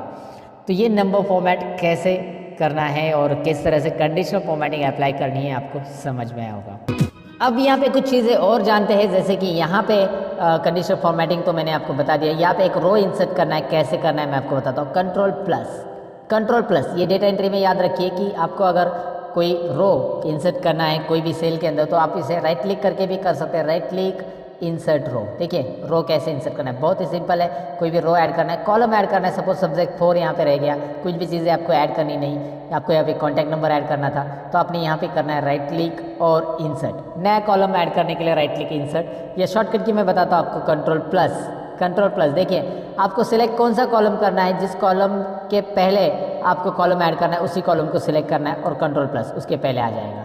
अगर आपको ऐप के पहले कॉलम ऐड करना है Ctrl+, सिंपल है ना, उस कॉलम को सिलेक्ट करना है। अच्छा, आपने अगर सेल सिलेक्ट किया होगा और Ctrl+ किया होगा तो क्या होगा, ये डायलॉग बॉक्स आएगा, वो पूछेगा आपको कि सेल इंसर्ट करना है या कॉलम इंसर्ट करना है। फिलहाल तो मुझे एंटर कॉलम इंसर्ट करना है, राइट। तो आपको यहाँ पे याद रखना है, अगर आपने कॉलम को सिलेक्ट किया है तो डायरेक्ट इंसर्ट होगा, और कॉलम को नहीं सिलेक्ट किया है, सेल को सिलेक्ट किया है तो आपको ये डायलॉग बॉक्स मिलेगा, वो पूछेगा रो इंसर्ट करना है या कॉलम। तो मैंने रो किया तो और एक रो ऐड हो गया। तो आप ऐसे रो भी ऐड कर सकते हैं, कॉलम भी ऐड कर सकते हैं। और फिलहाल अगर मुझे इस रो को डिलीट करना है, जैसे मैंने इसे अंडू कर दिया अभी, लेकिन दोबारा Ctrl+Y करके रीडू किया और मैं इसे डिलीट करना चाहता हूँ तो मैं इसके ऊपर ऐसा क्लिक करूँगा, इस रो को सिलेक्ट करूँगा और Ctrl- करूँगा तो ये पूरा डिलीट हो जाएगा। लेकिन मैंने सिलेक्ट नहीं किया है, कर्सर यहाँ पे कहीं पे भी है, Ctrl- किया तो वो पूछेगा कि आपको रो डिलीट करना है या कॉलम डिलीट करना है। तो हम यहाँ पे एंटायर रो सिलेक्ट करेंगे और एंटायर रो सिलेक्ट करके ओके करेंगे। आपको दिखाई दे रहा है रो डिलीट हो गया। Ctrl+ ऐड होगा, Ctrl- डिलीट होगा। अगर आपने रो सिलेक्ट करके रखा है तो रो ऐड होगा, और आपने कॉलम सेलेक्ट किया है तो कॉलम ऐड होगा Ctrl+ से, और रो सिलेक्ट करके रखा है Ctrl- किया तो रो डिलीट होगा, और कॉलम सेलेक्ट करके रखा है और Ctrl- किया तो कॉलम डिलीट होगा। ये शॉर्टकट की याद रखना है। वैसे उसके लिए Alt+I+C इंसर्ट कॉलम ये एक शॉर्टकट की बनती है, और Alt+I+R इंसर्ट रो ये भी एक शॉर्टकट की बनती है, जो कि मैंने आपको बता दिया। अभी आप डिसाइड कर लो आपको कौन सी शॉर्टकट की यूज़ करनी है, Alt+C करनी है, Alt+R करना है, व्हाटएवर, या Ctrl+- करना है। सो ये तो हमने देख लिया कि रो और कॉलम कैसे इंसर्ट करते हैं। कहीं पे भी आपको 2-4 कॉलम इंसर्ट करने हैं, आपको लगा कि यार यहाँ पे 5 कॉलम इंसर्ट करने हैं, तो उसके आगे के 5 कॉलम सेलेक्ट कीजिए और Ctrl+ कीजिए, 5 कॉलम आपको मिलने वाले हैं ना। इंटरेस्टिंग। डेटा एंट्री के लिए याद रखिए दोस्तों, डेटा एंट्री में ये सारी चीज़ें यूज़ होती है। आपको उतने कॉलम सेलेक्ट करने हैं और Ctrl+, उतने कॉलम ऐड होंगे, वो कॉलम आगे शिफ्ट हो जाएंगे। वैसे रो में भी है, आप इसमें 3 रो या 4 रो बीच में इंसर्ट करना चाहते हैं 2 नंबर के पहले, तो 2 से सिलेक्ट करना चालू कीजिए, 2 से सिलेक्ट 4 तक किया, Ctrl+, Ctrl+Z अंडू, राइट। तो यहाँ पे आपको ये सारी चीज़ें समझ में आए कि कंट्रोल प्लस माइनस से कैसे रो इंसर्ट होता है। मैंने दरअसल ये रो इंसर्ट क्यों किया है, मुझे यहाँ पे टाइटल देना है, तो यहाँ पे स्टूडेंट रिकॉर्ड करके ये टाइटल है, तो मैंने स्टूडेंट रिकॉर्ड लिखा है। अब मैं इसे सिलेक्ट करूँगा यहाँ से यहाँ तक, जो कि आपको दिख रहा है। क्यों यहाँ से यहाँ तक सिलेक्ट करूँगा, ए से लेकर एम तक इसलिए सिलेक्ट करना है क्योंकि एम तक मेरा डेटा है, और इतना ही सिलेक्ट करना है, ऐसा पूरा रो नहीं सिलेक्ट करना है। बहुत सारे लोग गलती करते हैं, पूरे रो को सिलेक्ट कर लेते हैं। आपको पूरा रो नहीं करना है, मुझे ए से एम तक सेल तक मतलब ये सिलेक्ट करना है। इससे करूँगा क्या मैं आगे, क्योंकि ये टाइटल मुझे सेंटर में चाहिए, तो मैं यहाँ पे एक ऑप्शन रहता है जो कि होम टैब में होता है, मर्ज एंड सेंटर, इसे यूज़ करूँगा।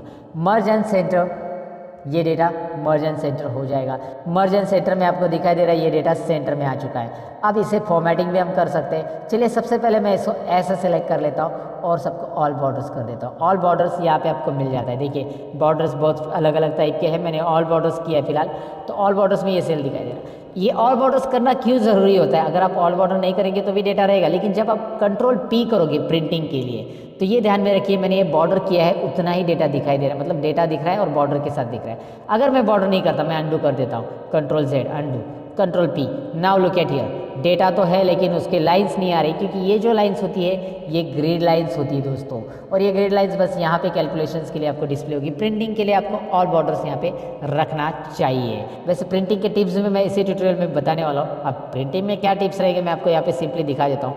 यहाँ पे आप देखेंगे कि परसेंटेज तो कॉलम तक ही आ रहा है, आगे के 2 कॉलम आ ही नहीं रहे, रिजल्ट और ग्रेड, जो कि हमने अभी निकाला नहीं वैसे, लेकिन यहाँ पे आप देख सकते हैं कि रिजल्ट और ग्रेड ये कॉलम के बाहर जा रहे हैं। एक छोटी सी डॉटेड लाइन दिख रही है, जब आप कंट्रोल पी करोगे तो ये डॉटेड लाइन यहाँ पे अपेयर हो जाती है, और प्रीव्यू आपको पता चलता है कि इसके इधर लेफ्ट साइड के जितने कॉलम है वही आने वाले, ये दोनों नहीं आने वाले। तो इसको कैसे फिट करेंगे आगे है दोस्तों, बने रहिएगा। फिलहाल तो आपको यहाँ पे पता चला कि टाइटल कैसे ऐड किया मैंने, और इसको चाहिए तो आप फिल कलर दे सकते हैं। You can fill the colour like this, और या फिर आपको नहीं लगता है कि यार ये फिल कलर एक को क्यों दे दे, तो इसको सिलेक्ट कीजिए और यहाँ पे आपको स्टाइल्स ऑप्शन मिल रहा है, जहाँ से आप डिफरेंट स्टाइल्स अप्लाई कर सकते हैं सेल के ऊपर। डायरेक्टली यहाँ पे स्टाइल अप्लाई हो रहा है, आप डायरेक्ट जो चाहिए वो स्टाइल अप्लाई कीजिए। लेकिन मैं रिकमेंडेशन करूँगा कि स्टाइल वगैरह अप्लाई करने से आप इसे टेबल में कन्वर्ट कीजिए। टेबल में कन्वर्ट कैसे करना है, तो यहाँ पे स्टाइल्स तो आप अप्लाई कर सकते हैं, लेकिन मैं आपको बताऊँ कि इस डेटा को, ये टाइटल छोड़ दो, ये तो हमारा मर्ज एंड सेंटर टाइटल है, इस डेटा को हम टेबल में कन्वर्ट कर सकते हैं। टेबल में कन्वर्ट करने के लिए यहाँ पे आपको 2 ऑप्शंस रहते हैं, एक तो फॉर्मेट एज ए टेबल में से आप टेबल में कन्वर्ट कर सकते हैं, या फिर इंसर्ट में से यहाँ पे आता है टेबल ऑप्शंस। अब इस टेबल में कन्वर्ट करने के बेनिफिट होते हैं कि इस टेबल को नाम असाइन होता है, और यहाँ पे फॉर्मूला जो भी हम एक बार देंगे वो बार बार देने की जरूरत नहीं। मैं आपको दिखाता हूँ क्या होगा टेबल में कन्वर्ट करने का बेनिफिट। चलिए प्रैक्टिकली देखते हैं। फॉर्मेट एज ए टेबल में जाते हैं, यहाँ पे जो भी डिज़ाइन आपको पसंद है यहाँ से आप डिज़ाइन पिक करिए। आपको लगा ये डिज़ाइन पसंद है, वो पूछ रहा है कि where is the data for your table, and नीचे आपको एक ऑप्शन भी पूछ रहा है my table has a headers. तो मैंने ऑलरेडी उसे चेक किया है कि मेरे टेबल को हेडर है, ऑलरेडी हेडर है ना, मैंने लिखा है सीरियल नंबर नेम, और मैंने यहाँ पे ये जो है मेन सेंटर हेडिंग वो नहीं लिया, याद रखिए वो लेने की ज़रूरत नहीं टेबल कन्वर्ट करते समय। टेबल में यहाँ पे मैंने इसे रेंज को ऑलरेडी डिफाइन किया था पहले से, तो इसलिए वो रेंज आ चुकी है। आप बदलना चाहते हैं तो इसे दोबारा आप सिलेक्ट कर सकते हैं, ऐसे नीचे और बढ़ाना चाहते हैं टेबल में तो और भी बढ़ा सकते हैं, वैसे ज़रूरी नहीं। फिलहाल ओके कीजिए, ये दिखाई दे रहा है आपको ये टेबल में कन्वर्ट हो चुका है। अब ये टेबल का बेनिफिट देखिए, एक तो कलर स्टाइल फॉर्मेटिंग अप्लाई हो चुका, दूसरा है कि यहाँ पे आपको एक ड्रॉप डाउन मिल रहा है जो कि फिल्टर अप्लाई हो रहा है। ये क्या होता है, डेटा फिल्टर करने का काम करता है। कैसे मैं आपको दिखाऊंगा, फिलहाल तो आप यहाँ पे देखिए इसका बेनिफिट और क्या है। जैसे ही सपोज मैं यहाँ पे टोटल को हटा देता हूँ, डिलीट कर देता हूँ, राइट। अब मैं यहाँ पे अल्ट इज इक्वल टू, ये एक फॉर्मूला लगाता हूँ जो कि आपको पता है, अल्ट इज इक्वल टू, और ये फॉर्मूला ऑटोमेटिक टेबल 2 में सब्जेक्ट 1 टू सब्जेक्ट 3 बता रहा है, ऑटोमेटिक वो बताएगा, वो उसके हिसाब से फॉर्मूला टेबल के हिसाब से एंटर करना है। एंटर करने के बाद आपको यहाँ पे ड्रैग करने की ज़रूरत नहीं पड़ेगी, राइट।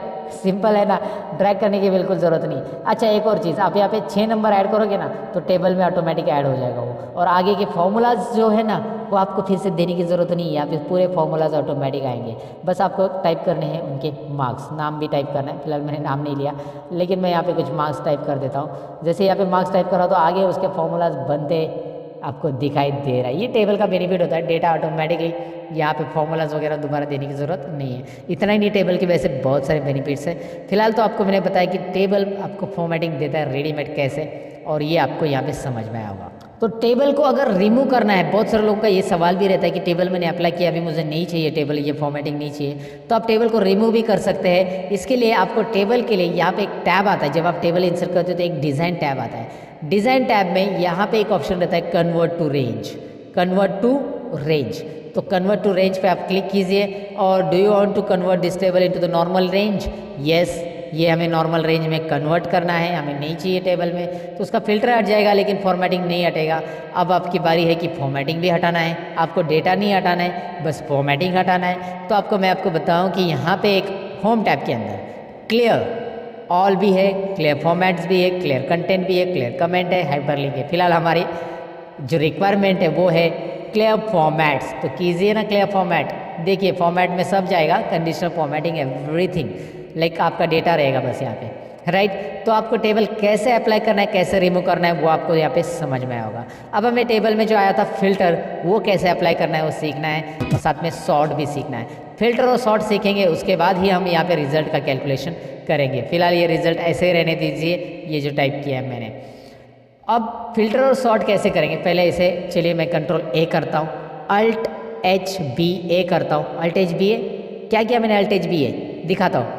कंट्रोल ए मतलब सिलेक्ट ऑल, अल्ट प्रेस किया, होम टैब के लिए एच प्रेस किया, बी फॉर बॉर्डर्स, यहाँ पे देखिए बी फॉर बॉर्डर्स, ज़रा जूम करके देख लीजिए, बी फॉर बॉर्डर्स और A for all borders, right. Alt H B A, ये शॉर्टकट कीज यूज़ करना सीखिएगा दोस्तों। तो अब आप यहाँ पे क्या करेंगे, हम फॉर्मेटिंग मैंने नहीं रखा है, मैं फिल्टर अप्लाई करना सबसे पहले बताऊंगा आपको। फिल्टर कैसे अप्लाई होता है, शॉर्टकट की Alt A T, filter apply हो गया, जो कि टेबल हमने इंसर्ट किया था तभी फिल्टर आया था, right. So Alt A T से यहाँ पे फिल्टर अप्लाई होता है, अल्ट ए टी दोबारा फिल्टर रिमूव करने के लिए, Alt A T apply, Alt A T remove, right. So Alt A T से होता है, या डेटा में यहाँ पे आपको ऊपर फिल्टर ऑप्शन दिखाई दे रहा है, डेटा में फिल्टर ऑप्शन पे क्लिक कीजिए, आपको फिल्टर मिल जाता है, remove filter. Okay, home tab में भी फिल्टर है, हाँ दोस्तों, यहाँ पे देखिए होम टैब में राइट कॉर्नर में आपको सॉर्ट और फिल्टर ऑप्शन दिखाई देता है, जिसमें नीचे फिल्टर ऑप्शन दिखाई दे रहा है, जिस पे क्लिक करके आप यहाँ पे फिल्टर ले सकते हैं। तो आप फिल्टर सीख रहे हैं, डेटा के अंदर फिल्टर कैसे अप्लाई करना है ये तो देखा, लेकिन फिल्टर काम कैसे करेगा। यहाँ पे देखिए नेम ऑफ स्टूडेंट में आप चाहते हैं कि मुझे ए और बी का रिकॉर्ड दिखे, तो मैंने उस ड्रॉप डाउन पे प्लेटफॉर्म कलर का जो ड्रॉप डाउन एरो आता है नीचे डाउन एरो, उस पर क्लिक किया और यहाँ पे बी और सी का मतलब जो भी स्टूडेंट का देखना चाहते हैं अनचेक किया सबको, और बी और सी का रिकॉर्ड चेक कर दिया। अब सबको अनचेक किया, बी और सी को चेक किया, तो बी और सी का रिकॉर्ड आपको दिखाई देगा। सिंपल है ना, बहुत सिंपल है। आपको बस यहाँ पे सिलेक्ट ऑल करना है, तो सिलेक्ट ऑल, सभी का रिकॉर्ड आएगा। आप यहाँ पे क्लिक कीजिए और जो रिकॉर्ड आपको चाहिए यहाँ से आप रख सकते हैं। चलिए एक काम कर देते हैं, हम यहाँ पे कुछ नाम मैं लिखता हूँ। तो यहाँ पे मैंने कुछ नाम लिखे और नाम के अकॉर्डिंग मैं फिल्टर करना चाहता हूँ। यहाँ पे है टेक्स्ट फिल्टर्स, नाम के अकॉर्डिंग फिल्टर करने के लिए। टेक्स्ट फिल्टर्स में क्या करना है आपको, देखिए इक्वल टू है, डज नॉट इक्वल टू है, बिगिंस विथ है, एंड्स विथ है, कंटेंट्स विथ है। तो इस फिल्टर को डिटेल में जान लेते हैं। चलिए सबसे पहले मैं इक्वल लेता हूँ। इक्वल लूंगा तो मैं यहाँ पे इक्वल टू में सबसे पहले मैं यहाँ पे नाम टाइप करूंगा अजय वर्मा। अजय वर्मा जो है वो यहाँ पे फिल्टर होके आएगा, मतलब अजय वर्मा ही रहेगा, बाकी सब गायब। यहाँ पे आपको ऑप्शन आएगा फिल्टर के अंदर clear filter from name of student, तो क्लियर कीजिए फिल्टर को। और आप अगर आगे चाहते हैं, जैसे यहाँ पे डज नॉट इक्वल टू, तो वो नाम लिखा तो उसको छोड़ के बाकी के सब आ जाएंगे, राइट। बिगिंस विथ लेते, चलिए begins with A. Begins with A मतलब ए नाम के आ रहे हैं सभी, ए नाम से जिनका शुरुआत हो रहा है वो सभी आ रहे हैं। So clear filter. अगर आप मैं यहाँ पे देखना चाहता हूँ बिगिंस विथ आर, तो आर आ जाएगा जो भी है।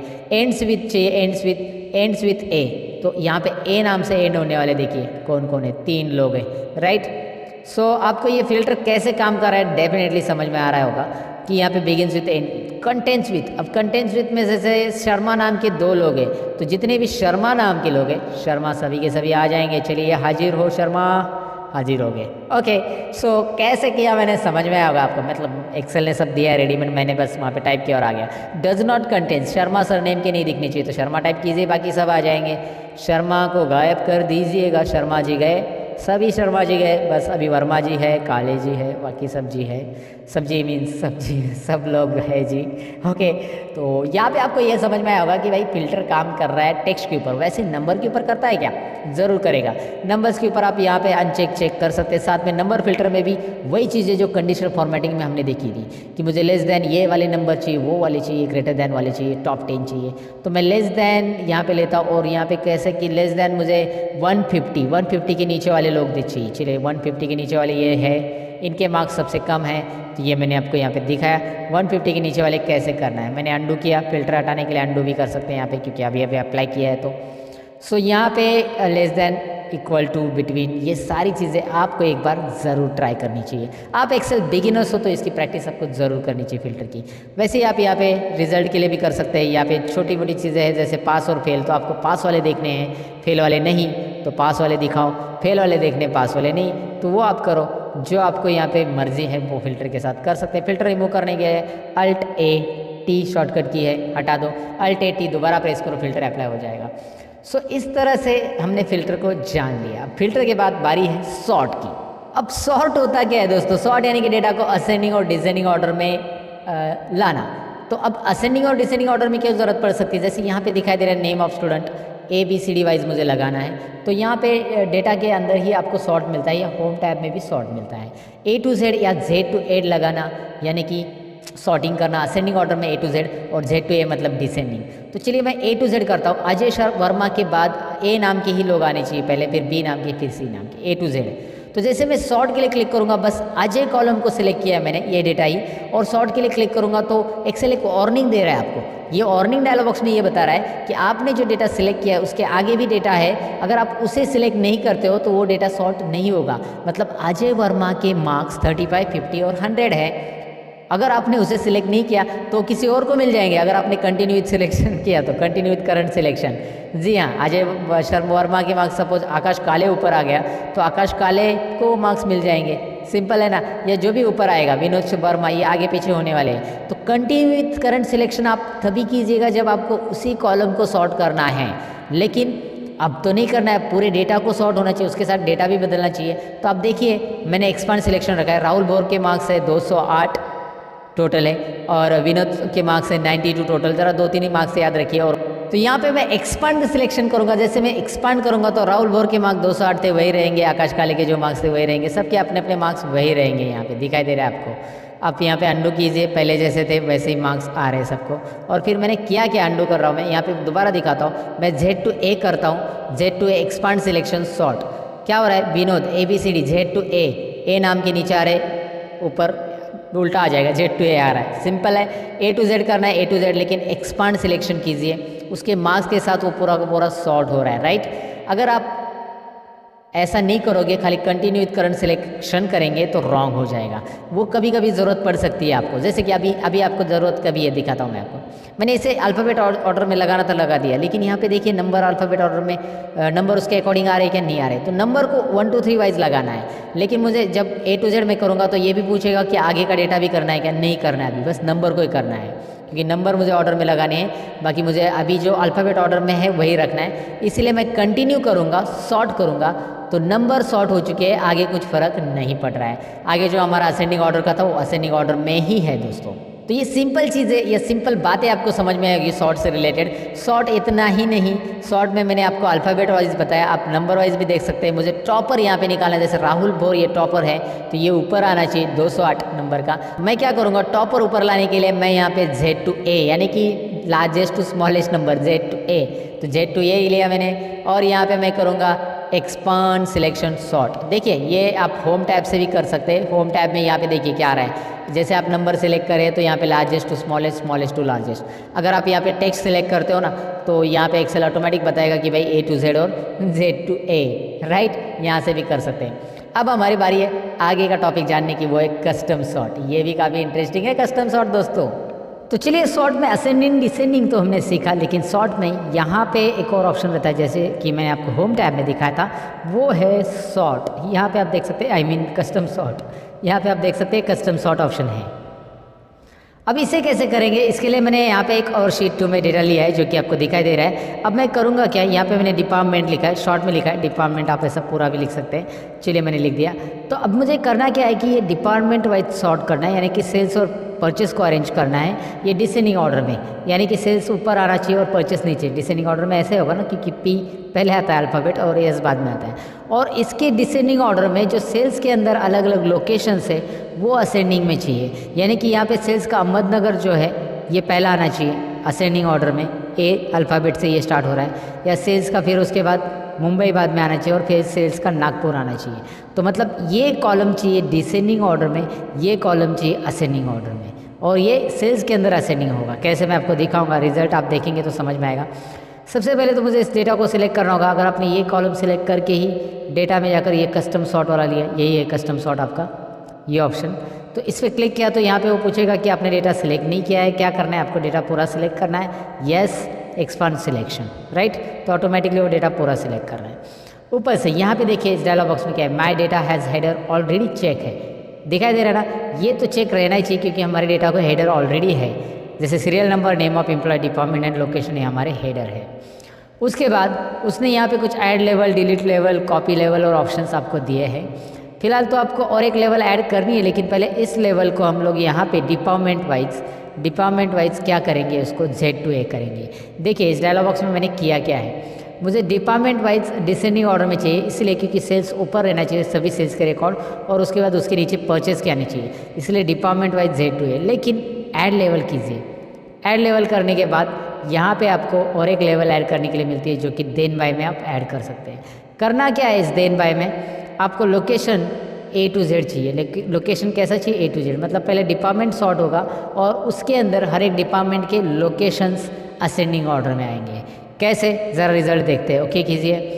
अब आपको दिख रहा है डिपार्टमेंट डिसेंडिंग ऑर्डर में सॉर्ट हो रहा है, सेल्स पहले आ चुका है और परचेस, लेकिन उस हर एक डिपार्टमेंट के ग्रुप में देखिए यहाँ पे उस डिपार्टमेंट के अंदर जितने भी लोकेशन आ रहे हैं वो असेंडिंग में है। जैसे अहमदनगर सबसे ऊपर आ रहा है, फिर मुंबई आ रहा है, फिर एन है ना अल्फ़ाबेट वाइज में। यहाँ पे भी देखिए परचेस में अहमदनगर, फिर पुणे और शिरूर, ए देन पी और यस अल्फ़ाबेट। तो ये इस ग्रुप के अंदर, परचेस ग्रुप के अंदर ये असेंडिंग ऑर्डर में आ चुका है। तो देन बाय क्या काम कर रहा है ये आपको यहाँ पे समझ में होगा। करना क्या है देन बाय के लिए, बस सबको सिलेक्ट करो, सॉर्ट करो और यहाँ पे आपको मिल रहा है। नहीं चाहिए तो यहाँ से लेवल आप डिलीट कर सकते हैं, या फिर इसी का और कॉपी लेवल वगैरह, इसी का कॉपी आ जाएगा दूसरा लेवल, और फिर यहाँ पे कुछ और चेंज करना है तो आप कर सकते हैं। उसके अलावा यहाँ पे आपको एक और चीज़ है, जैसे कि यहाँ पे ये डेटा है serial number, name of location वगैरह, मैं इसे कॉपी कर लेता हूँ और नीचे रख देता हूँ थोड़ी देर के लिए, मतलब इस तरफ रखता हूँ। और मुझे इसे ऑर्डर में ये करना है, जैसे ये अल्फ़ाबेट ऑर्डर में लगाना है, तो इसमें अल्फ़ाबेट ऑर्डर में डिपार्टमेंट पहले कॉलम में, पहले इधर आ जाएगा पहले कॉलम के अंदर, और फिर सीरियल नंबर वगैरह लास्ट में चला जाएगा। कैसे मैं आपको दिखाता हूँ। ये हॉरिजॉन्टल डेटा सॉर्ट करने के लिए करना क्या है, सॉर्ट में दोबारा जाइए, ऑप्शंस में जाइए। ऑप्शंस में देखिए यहाँ पे ऑप्शन आ रहा है आपको सॉर्ट लेफ्ट टू राइट, और ऊपर केस सेंसिटिव भी है, मतलब अल्फ़ाबेट कैपिटल वाले पहले होंगे फिर स्मॉल वाले बाद में आएंगे, केस सेंसिटिव रखेंगे तो वो आपके ऊपर है, केस सेंसिटिव रखना है नहीं रखना है। सॉर्ट करते हैं लेफ्ट टू राइट और उसके बाद ओके करते हैं। यहाँ पे मैंने कॉलम में रो ही नहीं सिलेक्ट किया, रो नंबर 9 में डेटा है या 10 में डेटा है हमारा, रो नंबर 10 में डेटा है, यहाँ पे रो सिलेक्ट करना पड़ेगा हमें। A to Z 10 में A to Z हो रहा है, डिपार्टमेंट, लोकेशन, नेम ऑफ सिर्फ दिखाई दे रहा है आपको। तो आपको हॉरिजॉन्टल डेटा सॉर्ट करना है तो आपको कस्टम सॉर्ट के अंदर यहाँ पे ऑप्शन दिया गया है, राइट। और कैपिटल स्मॉल, पहले कैपिटल वाले चाहिए सब, तो कैपिटल स्मॉल का भी यहाँ पे केस सेलेक्ट कर सकते हैं। केस सेंसिटिव भी सॉर्ट यहाँ पे होता है दोस्तों। तो आपको सॉर्ट यहाँ पे डेफिनेटली समझ में होगा सॉर्ट कैसे करना है, सॉर्ट में असेंडिंग, डिसेंडिंग और कस्टम सॉर्ट होता क्या है, सारी चीज़ें मैंने यहाँ पे एक्सप्लेन की है। अब हम आते हैं शीट 1 में, जहाँ पे हमारा कुछ चीज़ें बाकी है, जैसे कि यहाँ पे रिजल्ट और ग्रेड कैलकुलेट करना है। तो अब ईप फार्मूला हम सीखने वाले हैं। ईप किस तरह से रिजल्ट के लिए काम करता है और ईप फार्मूला कैसे काम करता है ओवरऑल एक्सेल में, आज इस टॉपिक में आपको क्लियर हो जाएगा। चलिए ईप सेक्शन में करते क्या है। सबसे पहले तो यहाँ पे हम ट्रैक करेंगे कि हमारे पास सब्जेक्ट कितने हैं, सब्जेक्ट 1, सब्जेक्ट 2, सब्जेक्ट 3। तीनों सब्जेक्ट में अगर किसी भी एक सब्जेक्ट में, तीनों में से किसी भी एक सब्जेक्ट में अगर वो 35 से कम है तो वो स्टूडेंट फेल हो जाएगा। ये हमारा क्राइटेरिया क्या है, ध्यान से देखिए। हमारी कंडीशन ऐसी है कि सब्जेक्ट 1 में या सब्जेक्ट 2 में या सब्जेक्ट 3 में कहीं पे भी वो फेल है तो स्टूडेंट फेल है। अगर तीनों सब्जेक्ट में उनको 35 से ज़्यादा है, जैसे यहाँ पे आपको सब्जेक्ट 1 में दिख रहा है 35 से ज़्यादा है, सब्जेक्ट 2 में भी और 3 में भी है, तो तीनों में भी 35 और 35 से ज़्यादा है तो वो पास है। ये हमारा रिजल्ट के लिए कंडीशन है। अच्छा, एक काम कीजिए, मैं छोटा सा ईप पहले समझा देता हूँ। ईप में कौन कौन सी चीज़ें आने वाली है वो देखिए। ईप फार्मूला तो हमें सीखना है। ईप के अंदर हम एंड कैसे यूज़ करना है, ईप का एंड के साथ कैसे यूज़ होगा, और ईप का और के साथ कैसे यूज़ होगा, और ईप और ईप यानी नेक्स्ट ईप कैसे यूज़ होगा, ये भी हम सीखने वाले। ईप के अंदर ईप, मल्टीपल ईप हम बोल सकते हैं उसको।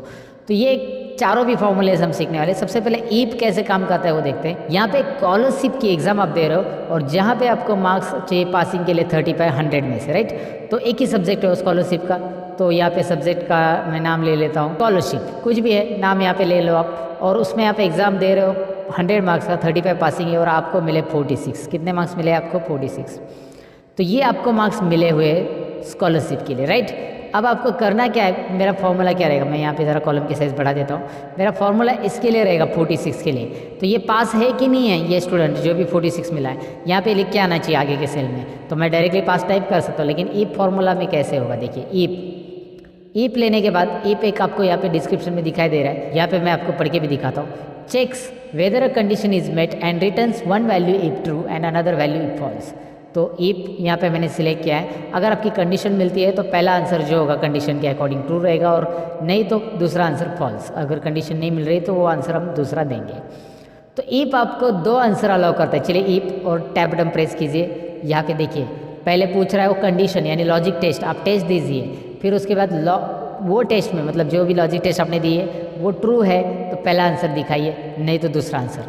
तो करना क्या है देखिए, मेरा टेस्ट क्या है, यहाँ पे मैं सिलेक्ट कर रहा हूँ किसको, I2 को, I12 को, सॉरी I12 में है 46। If I12 cell is greater than equal to 35, मतलब 35 और उससे ज़्यादा है तो I12 सेल में 35 और उससे ज़्यादा है तो ये हमारी कंडीशन है। कंडीशन देते समय आप ये ऑपरेटर्स यूज़ कर सकते हैं, greater than equal to, less than equal to वगैरह। अगर ज़्यादा है तो क्या होगा, कोमा, पहला आंसर ये रहेगा पास। देखो डबल इन्वर्टेड कोमा में आपको लिखना है। ईप के अंदर जो भी टेक्स्ट आप लिखते हो वो डबल इन्वर्टेड कोमा में आ जाएगा।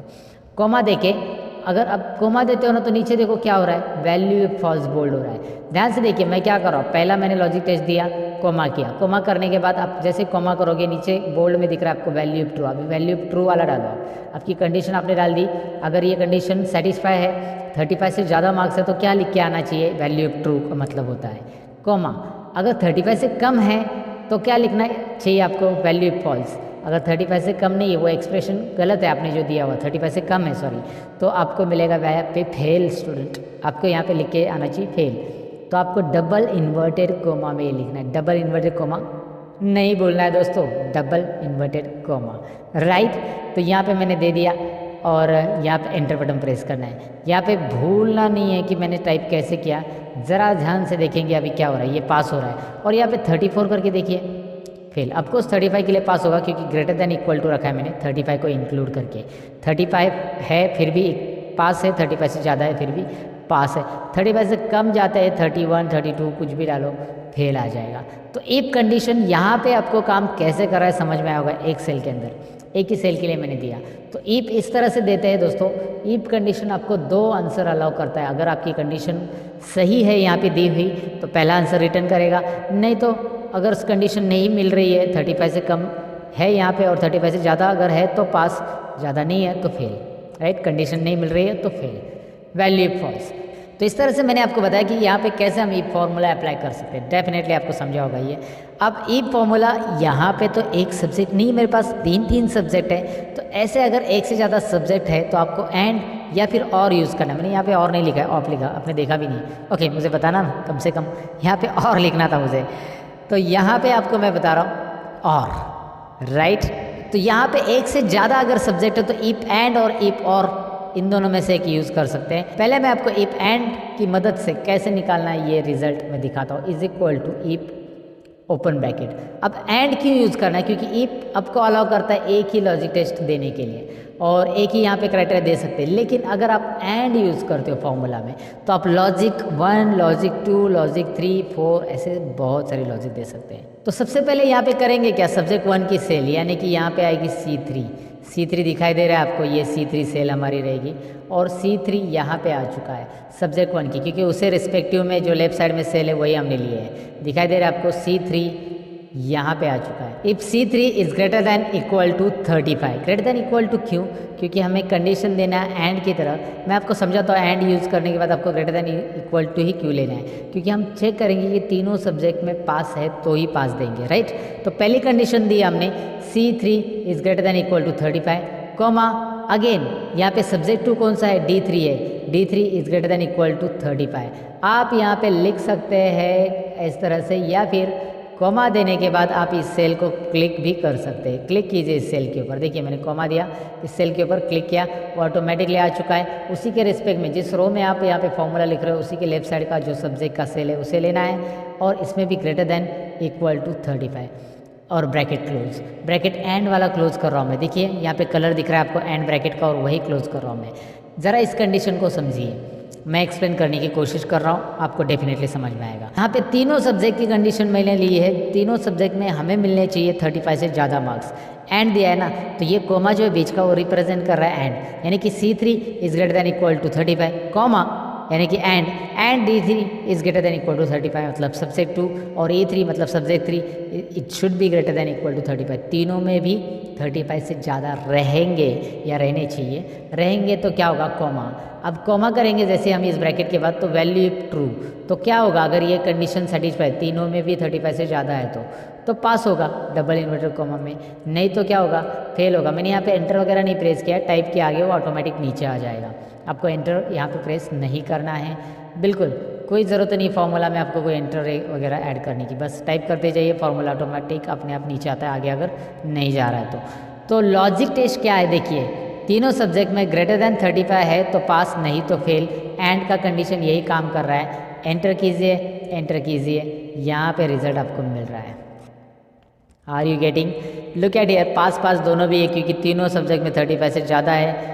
यहाँ पे तो आपको 100 ही है, और यहाँ पे देखेंगे तो 35 से कम है किसी ना किसी सब्जेक्ट में। ये तो तीनों सब्जेक्ट में फेल है, लगभग एक सब्जेक्ट में पास है यहाँ पे 35, और यहाँ पे देखिए ये पास होता है कि नहीं होता है, अभी दिखाता हूँ मैं आपको। हो गया पास, राइट।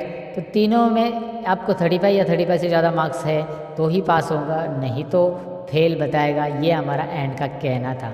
एंड उस तरह से काम करता है जैसे यहाँ पे सारी चीज़ें कंपलसरी होती है एंड के अंदर दी हुई, तो कंपल्शन का काम करता है। जैसे एग्जांपल लो ना, आप अगर कोई ड्राइविंग लाइसेंस निकालने जाते हो और वहाँ पे आपको बोला कि आधार कार्ड और पैन कार्ड दोनों भी चाहिए, मतलब मैं एग्जांपल बता रहा हूँ, तो दोनों भी चाहिए, दोनों कंडीशन है तो ही आपका ड्राइविंग लाइसेंस निकलेगा। यानी कि जहाँ पे दोनों चीज़ें कंपलसरी है या जितनी भी चीज़ें दी हुई कंपलसरी है वो होता है एंड। तो वो क्या बोलेंगे आपको, आपका ड्राइविंग लाइसेंस निकालना है आपको, तो आधार कार्ड और पैन कार्ड और बोलेंगे, क्या बोलेंगे, और आधार कार्ड और पैन कार्ड यानी एंड, राइट। तो वैसे ही अगर आपको और के साथ रिजल्ट निकालना है, और मतलब क्या होता है, ऑप्शनल, राइट। तो और के साथ निकालना है तो कंडीशन क्या रहेगी, मैं दिखाता हूँ। यहाँ पे एक कॉलम इंसर्ट करना है, जो कि मैंने आपको बताया कॉलम कैसे इंसर्ट करना है ऑलरेडी। राइट क्लिक करके इंसर्ट, यहाँ पे रिजल्ट 2 नाम देते हैं हम इसको। तो यहाँ पे इफ और ओपन ब्रैकेट के बाद मैं और लिखूँगा, और से भी आंसर सही आएगा दोस्तों, जी हाँ सही आएगा। लेकिन आप बोलोगे कैसे, कंडीशन में हम चेंज करने वाले हैं। सब्जेक्ट 1 की कंडीशन में हम लेंगे लेस दैन 35। अब ऐसा क्यों, मैं आपको समझाता हूँ। चलिए यहाँ पे पहले फॉर्मूला टाइप करते थे। सब्जेक्ट 1 के बाद सब्जेक्ट 2 यानी D3, वहाँ पे क्लिक करेंगे तो भी चलेगा less than 35, and comma E3 less than 35। इससे होगा क्या, तीनों में से किसी भी एक सब्जेक्ट में 35 से कम है, तो मैंने और लिखा है ना दोस्तों। और का मतलब यहाँ पे होता है कोई भी एक सब्जेक्ट में 35 से कम है तो वो सब्जेक्ट 1 में चेक करेगा 35 से कम है तो डायरेक्टली वो रिजल्ट शो करेगा, या सब्जेक्ट 2 में चेक करेगा 35 से कम मिला तो डायरेक्ट रिजल्ट शो करेगा, और सब्जेक्ट 3 में भी चेक करेगा। तीनों में से किसी, तीनों में भी 35 से कम नहीं रहने चाहिए, ऐसा नहीं कि तीनों में से किसी भी एक में, क्योंकि और लिखा है हमने एंड नहीं लिखा है, तो तीनों में से किसी भी एक में अगर 35 से कम है तो कॉमा डबल इन्वर्टेड कॉमा में फेल, और फिर कॉमा डबल इन्वर्टेड कॉमा में पास। यहाँ पे एक भी कॉमा नहीं मिस करना है, नहीं तो फॉर्मूला कॉमा में चला जाएगा। हमेशा की तरह मजाक कर रहा हूँ, लेकिन यहाँ पे मैं आपको बताऊँ कि कॉमा भूलना नहीं है दोस्तों। फेल और पास कैसे निकाला ये रिजल्ट आपको दिखाई दे रहा है। चलिए मैं आपको दिखाता हूँ आंसर क्या आता है इसका। एंटर कीजिए and have a look this. क्या हो रहा है देखिए, पास है और मैं इस फॉर्मूला को यहाँ पे ड्रैग करूँगा। नाउ यू कैन सी यहाँ पे दिखाई दे रहा है, जैसे यहाँ पे आ रहा था एंड के साथ आंसर, वैसे ही यहाँ पे आ रहा है। Got it. कोई डिफ़िकल्टी नहीं है दोस्तों, इसे निकालने में कोई प्रॉब्लम नहीं आएगा। आप इस फॉर्मूला को ज़रा ध्यान से समझने की कोशिश कीजिए, रट्टा मत मारिएगा, रट्टा मारने से कुछ मतलब नहीं होता है। एंड क्या काम करता है, और वैसे काम करता है जैसे आप एक वोटिंग कार्ड निकालने गए और वहाँ पे बोला कि यार आपके पास आधार कार्ड है, वो बोला, आपने बोला नहीं। आपके पास पैन कार्ड है, तो चलो लाओ पैन कार्ड से बना देते हैं, आपने बोला है तो पैन कार्ड से भी बनेगा या आधार कार्ड, दोनों में से एक है। मतलब सभी चीज़ें कंपलसरी नहीं है, ऑप्शनल है। आधार कार्ड नहीं तो पैन कार्ड दिखाओ, पैन कार्ड नहीं तो राशन कार्ड दिखाओ, ऐसे आपको बोला गया है। तो यहाँ पे ऑप्शनल चीज़ें आती है। तो यहाँ पे वही मैंने किया कि C3 में जाकर वो चेक करेगा 35 से कम है क्या, है तो डायरेक्ट फेल बताएगा। आगे की कंडीशन उसे चेक करने की ज़रूरत नहीं है, क्योंकि और है दोस्तों। और D3 में चेक करेगा 35 से कम है क्या, है तो डायरेक्टली फेल बताएगा। नहीं तो फिर E3 में चेक करेगा, E3 में 35 से कम है तो है तो फेल बताएगा। तीनों में भी नहीं है तो डायरेक्टली क्या बताएगा, पास बताने वाला है, क्योंकि ये सेटिस्फाई नहीं हो रहा है। राइट। तो इस तरह से ईफ एंड और ईफ और ईफ काम करता है। बस अभी ईफ में एक और चीज़ सीखना है जिससे हम ग्रेड निकालने वाले हैं, यानी कि नेक्स्ट ईफ। अब नेक्स्ट ईफ कैसे होगा, if with in if, if के अंदर ईफ, हम ईफ के अंदर ईफ, हम ईफ के अंदर ईफ, बहुत सारे ईफ लेने वाले हैं। वैसे हम कितने ईफ लिख सकते हैं, वैसे 100 ईफ भी लिखेंगे तो भी चलेगा, लेकिन मैं आपको बताऊँ कि एक्सेल 2019 के अंदर नया फॉर्मूला आया है। ईफ को बार बार लिखने से अच्छा आप एक ही बार लिखिए, उसका नाम है ईफ्स। और उसके फिलहाल तो मैं आपको बताऊं कि यहाँ पे इज इक्वल टू करना है और आपको ईफ टाइप करना है। ईफ टाइप करने के बाद सबसे पहला कंडीशन, हम कोई भी एक रिजल्ट लीजिए, ये रिजल्ट ले लेते हैं। If result is equal to fail, अगर रिजल्ट में फेल है तो ग्रेड में भी फेल आएगा, ग्रेड में पास नहीं आएगा।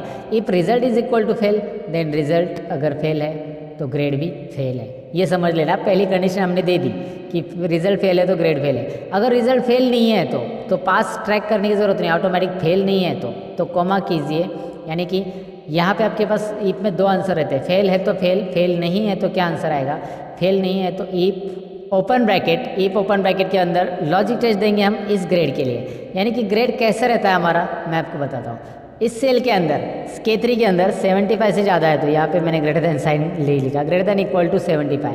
अगर 75 से ज़्यादा है तो A प्लस ग्रेड हम देंगे यहाँ पे, A प्लस। मैंने कौन सा ग्रेड लिखा है देखिए, A प्लस, और ये इन्वर्टेड कोमा में रहेगा इस तरह से। ध्यान से देखिए यहाँ पे कर क्या रहा हूँ मैं, अगर फेल है तो फेल होगा, नहीं तो फेल नहीं है तो K3 में चेक करेंगे कितने मार्क्स है। K3 में चेक करना है यहाँ पे 75 और उससे ज़्यादा है तो greater than equal to 75, then A plus grade आने वाला है। अब यहाँ पे एक बात याद रखिए कि मैंने डिसेंडिंग ऑर्डर ग्रेड लिया है, यानी कि सबसे हाईएस्ट ग्रेड पहले लिया है, और यही करना है आपको ई ग्रेड के फॉर्मूला में।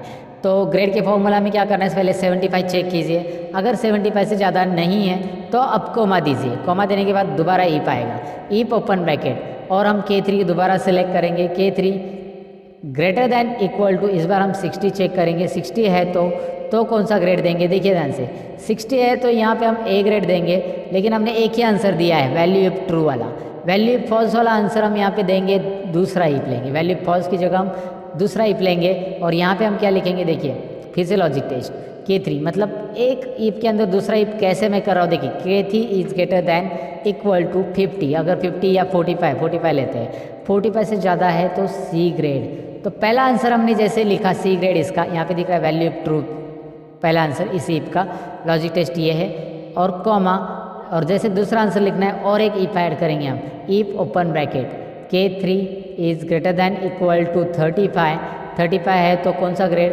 यहाँ पे गलती कर दी मैंने, यहाँ पे होना चाहिए C ग्रेड और वहाँ पे होना चाहिए B ग्रेड, ये हमारी थोड़ी सी गलती होगी, यहाँ पे मिस्टेक हम यहाँ पे सुधार लेते हैं। चलिए देर आए दुरुस्त है, राइट। तो यहाँ पे A प्लस A बी और सी ग्रेड मैंने लिखा। आप लगा यार इतना बड़ा फॉर्मूला, आप ऐसा सोचो मत बिल्कुल। ये फॉर्मूला क्या है मैं आपको बताता हूँ। ये फॉर्मूला रिपीट है, ये फॉर्मूला दिख रहा है यहाँ से यहाँ तक, यही कॉपी करके यहाँ पे फिर से रखा गया है, बस दिखाई दे रहा है। बस आपको चेंज करना है ग्रेड यहाँ पे, और ग्रेड और मार्क्स चेंज करने, कंडीशन चेंज करना है। बाकी यहाँ पे ब्रैकेट कितने क्लोज होंगे ये सब देखने की ज़रूरत नहीं है, चिंता करने की ज़रूरत नहीं है। एंटर कीजिए, एक्सेल ऑटोमेटिक ब्रैकेट क्लोज कर रहा है। यहाँ पे इस बॉक्स में दिख रहा है एक्सेल ऑटोमेटिकली ब्रैकेट यहाँ पे क्लोज कर रहा है। यस, तो यहाँ पे ब्रैकेट को यस करेंगे और आंसर आ रहा है। चलिए देखते हैं अकॉर्डिंग टू दैट परसेंटेज के हिसाब से, जो फेल है फेल के लिए फेल, और जो परसेंटेज यहाँ पे दिखाई दे रहा है उसके हिसाब से उसको मार्क्स आए हैं कि नहीं आए, आए हैं। इसे हम नेक्स्ट टिप बोलते हैं दोस्तों। इसकी ज़रा प्रैक्टिस आपको करनी ज़रूरी है, और जितनी रिपीट आप इसके प्रैक्टिस करोगे उतना ईप आप डीपली समझते जाओगे कि ईप के अंदर लॉजिक टेस्ट होता क्या है, पहला आंसर क्या होता है, दूसरा आंसर क्या होता है, नेक्स्ट टिप लिया कैसे गया है, यहाँ पे क्यों लिया गया है, ये सारी चीज़ें आपको समझ में आएगी। तो ज़रूर ईप का एक बार प्रैक्टिस कीजिए। हमारा ग्रेड तक हमारा हो गया है। अब नेक्स्ट पॉइंट की तरफ बढ़ते हैं।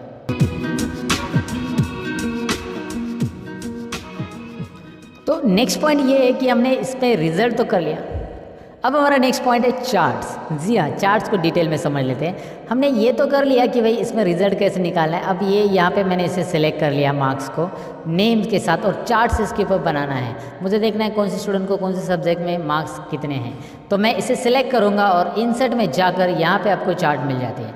बहुत सारे चार्ट के अलग अलग ऑप्शन आपको यहाँ पर मिलेंगे, बहुत सारे चार्ट्स के अलग अलग ऑप्शन आपको यहाँ पर मिलेंगे, कॉलम चार्ट वगैरह वगैरह सब है। और सपोज आप यहाँ पे कोई भी चार्ट सेलेक्ट करके इंसर्ट करते हो तो यहाँ पे देखिए कैसे आने वाला है। डायरेक्ट प्रीव्यू आपको दिखाई देता है यहाँ पे। अच्छा, ये डायनामिक है, माउस घुमाओ आपको प्रीव्यू नज़र आएगा, और जो अच्छा लग रहा है वो यहाँ पे आप इंसर्ट कर सकते हैं। फिलहाल एक नॉर्मल एक कॉलम चार्ट में इंसर्ट कराओ, इसके डिटेल में हम समझने वाले हैं कि कैसे करना है इसे। लेकिन मैंने क्या किया, नेम ऑफ स्टूडेंट से आगे सेलेक्ट किया, सब्जेक्ट की हेडिंग नहीं सिलेक्ट की। इसीलिए क्या हुआ, यहाँ पे सब्जेक्ट की सीरीज़ 1 2 3 आ रहा है। मैं इसे डिलीट कर देता हूँ और डेटा में पूरा यहाँ से यहाँ तक डेटा सेलेक्ट कर रहा हूँ। फिर उसके बाद इंसर्ट में जाकर तो चार्ट आप ले सकते हैं, या फिर उसके लिए एक शॉर्टकट की भी आप प्रेस कर सकते हैं जो कि है F11। मैं इस डेटा को सिलेक्ट करके अगर F11 प्रेस करता हूँ ना दोस्तों, तो आपको यहाँ पे एक नई शीट आ रही है, बॉटम में दिख रही है। शीट 1 में हमारा डेटा था, चार्ट 1 करके एक यहाँ पे शीट आ चुकी है। शीट 1 में डेटा है, चार्ट 1 करके एक नई शीट आ चुकी है जिसमें हमारा चार्ट आ चुका है। यहाँ पे आपको दिख रहा है राहुल भो, राजेश शर्मा, रमेश डोले, संदीप शर्मा, विनोद शर्मा एंड आकाश काले, किसको कितने मार्क्स हैं यहाँ पे आपको दिख रहे हैं। ईजिली आप इस मार्क्स के थ्रू, मतलब इस चार्ट के थ्रू गेस कर सकते हैं, या फिर देख सकते हैं किसको कितने मार्क्स हैं। ईजिली देख सकते हैं, गेस करने की ज़रूरत नहीं, वैसे देख सकते हैं। यहाँ पे मैं आपको बताऊँ कि ये जो चार्ट मैंने क्रिएट किया है, इसके बहुत सारे अलग अलग ऑप्शन बनते हैं जो कि हमें यहाँ पे देखने हैं। डिज़ाइन टैब के अंदर चार्ट को पूरा कंप्लीटली सीखना है, और इसके ऊपर फॉर्मेटिंग करने के लिए बाजू में फॉर्मेट टैब भी आया है। अब इस चार्ट को मैंने जानबूझकर अलग से शीट पे लिया ताकि हम यहाँ पे कुछ फॉर्मेटिंग कर सके। सबसे पहले तो मैं आपको बताऊँ कि यहाँ पे ये जो नाम दिखाई दे रहे हैं नीचे वाले, इसकी स्टाइल आप बदल सकते हैं, इसकी साइज़ बदल सकते हैं, सब कुछ कर सकते हैं। उसके लिए होम टैब में जाकर यहाँ से आप इसकी साइज़ बढ़ा सकते हैं। देखिए मैं बढ़ा रहा हूँ, राइट। आप जितना चाहिए उतनी साइज़ उसकी मर्जी बढ़ा सकते हैं, या फिर उसको बैकग्राउंड कलर देना है दे सकते हैं, इस तरह से उसको हाईलाइट कर सकते हैं, बोल्ड करना है कर सकते हैं। और आप यहाँ पे चार्ट टाइटल दिया है, इसकी भी साइज़ बढ़ा सकते हैं। उसमें चार्ट टाइटल में कुछ नया नाम डालना है तो आप बस उस पर क्लिक रखिए, फॉर्मूला बार में क्लिक करके यहाँ पे लिखिए स्टूडेंट प्रोग्रेस, या कुछ भी आप लिख सकते हैं यहाँ पे।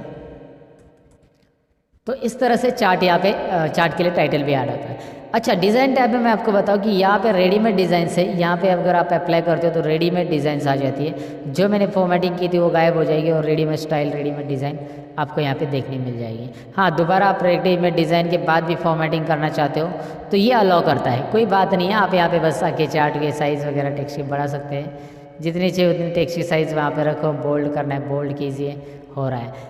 यहाँ पे जो आता है नीचे, इसे लीजेंड बोलते हैं, सब्जेक्ट 1 2 3। इस लीजेंड को आप ऊपर भी रख सकते हैं, क्लिक एंड ड्रैग करके जहाँ पे चाहिए वहाँ पे रख सकते हैं। ऐसा क्लिक एंड ड्रैग करके रख सकते हैं। इसकी साइज़ आप ऐसे बढ़ा सकते हैं बॉक्स की, और उसके अंदर के कंटेंट की साइज़ बढ़ाने के लिए यहाँ पे क्लिक कर सकते हैं। यहाँ पे आपको दिख रहा है कंटेंट की साइज़, और इसे भी हम बोल्ड करेंगे। इस बॉक्स की साइज़ थोड़ी सी बढ़ाएंगे। Now you can see that colours also, यहाँ पे दिखाई दे रहा है कलर्स कौन से सब्जेक्ट के कौन से हैं। साथ ही में ये जो हमने डिज़ाइन लिया था, ये डिज़ाइन में उसमें डेटा लेबल भी आ रहे हैं। यहाँ पे इसे डेटा लेबल बोलते हैं। जो मार्क्स यहाँ पे दिखाई दे रहा है ना, 45 65 35, ये हमारे डेटा लेबल। यहाँ पे अलग लेआउट लेंगे तो देखिए यहाँ पे इस तरह से आ रहा है। आप जैसे चाहिए वैसे यहाँ पे कर सकते हैं। आपको जो फॉर्मेटिंग चाहिए वो यहाँ से चेंज कर सकते हैं। अंडू कर देता हूँ मैं, फिलहाल ये रख देता हूँ।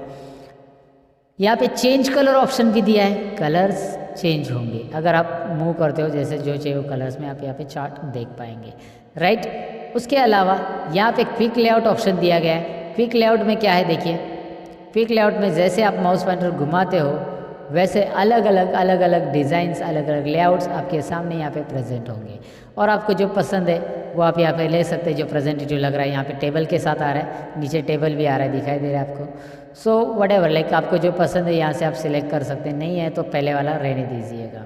तो यहाँ पे आ गया add chart element axis. Axis में हॉरिजॉन्टल एक्सिस तो है जैसे कि राहुल, बोर, राजेश, ये सब दिखाई दे रहा है आपको नाम, लेकिन वर्टिकल नहीं है। वर्टिकल में देखिए अभी ऐड हो गया, दिख रहा है ना, ये 0, 20 कितने मार्क्स है वो देखने के लिए। वर्टिकल एक्सिस की ज़रूरत है नहीं है, वो यहाँ से आप हाइड और शो कर सकते हैं।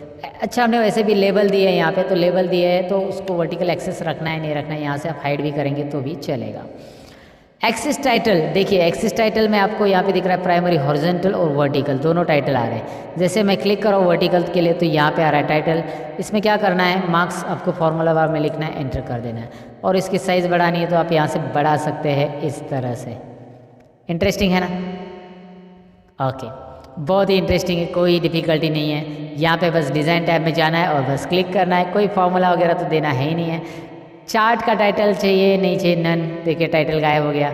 सेंटर में चाहिए या फिर आप वो चार्ट चाहिए, वो आपके ऊपर है। डेटा लेबल्स अभी मैंने दिए, ऑलरेडी आए हैं वहाँ पे उस डिज़ाइन पे, लेकिन आप यहाँ से उसका पोजीशन चेंज कर सकते हैं। जैसे आप यहाँ पे माउस पॉइंटर घुमाओगे आपको दिख रहा है इनसाइड बेस, आपको जो अच्छा लग रहा है आउटसाइड बेस, आउटसाइड वाले रखने हैं, कॉल आउट वाले रखने हैं, इस तरह से नाम के साथ आएंगे, इस तरह से आएंगे, दिखाई दे रहा है कहाँ पे रखने हैं, and that's up to you कि कहाँ पे उसे रखना है। चलो एक ही पोजीशन पे मैंने रख दिया। सबके डेटा लेबल्स यहाँ पे आपको नीचे दिखाई दे रहे हैं। ऐड चार्ट एलिमेंट में डेटा लेबल के बाद डेटा टेबल्स भी है, जो कि आप टेबल्स दिखाना चाहते हैं नहीं दिखाना चाहते हैं, यहाँ पे है।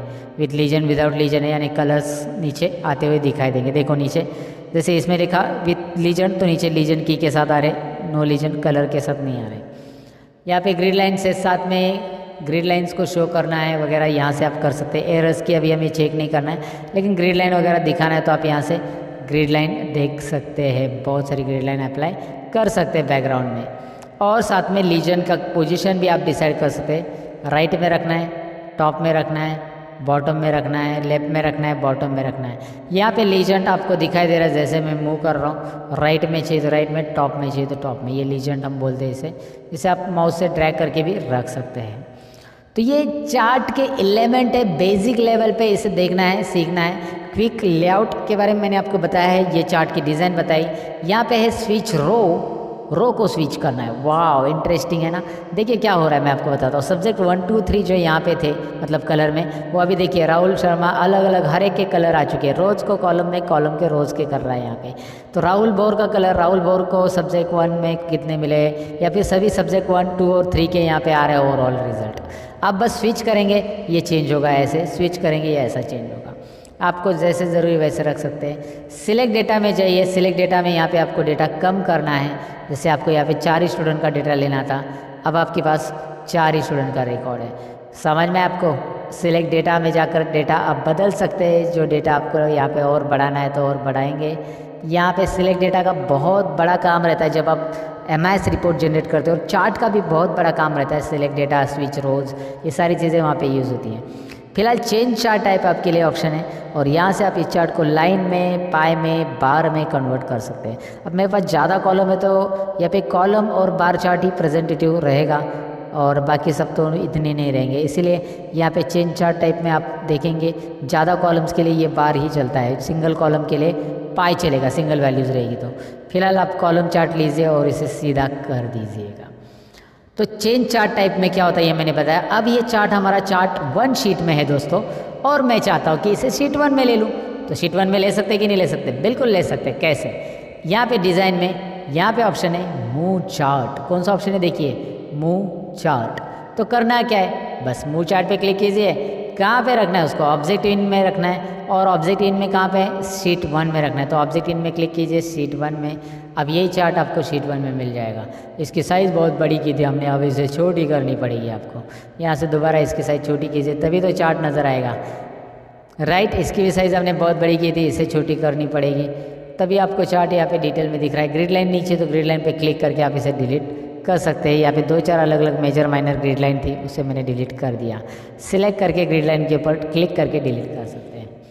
तो चार्ट को रिप्रेजेंट कैसे करना है, एक बिगिनर लेवल पे चार्ट में कौन कौन से फंक्शंस रहते हैं, ऑप्शंस कैसे रहते हैं, टाइटल कहाँ से ऐड करना रहता है, या फिर लीजेंड क्या होता है, टेबल कैसे ऐड करना था, डेटा लेवल क्या होता है, ये सारी चीज़ें मैंने एक्सप्लेन करने की यहाँ पे इस टॉपिक में कोशिश की है दोस्तों। अब हम बढ़ते हैं अगले टॉपिक की ओर। इस तरह से ये चार्ट में सारी चीज़ें हो गई और चार्ट में आप बैकग्राउंड में लोगो ऐड करना चाहते हैं, आपको लगता है कि यार यहाँ पे बैकग्राउंड में कुछ काम किया जाए, तो राइट क्लिक कीजिए इस चार्ट के ऊपर।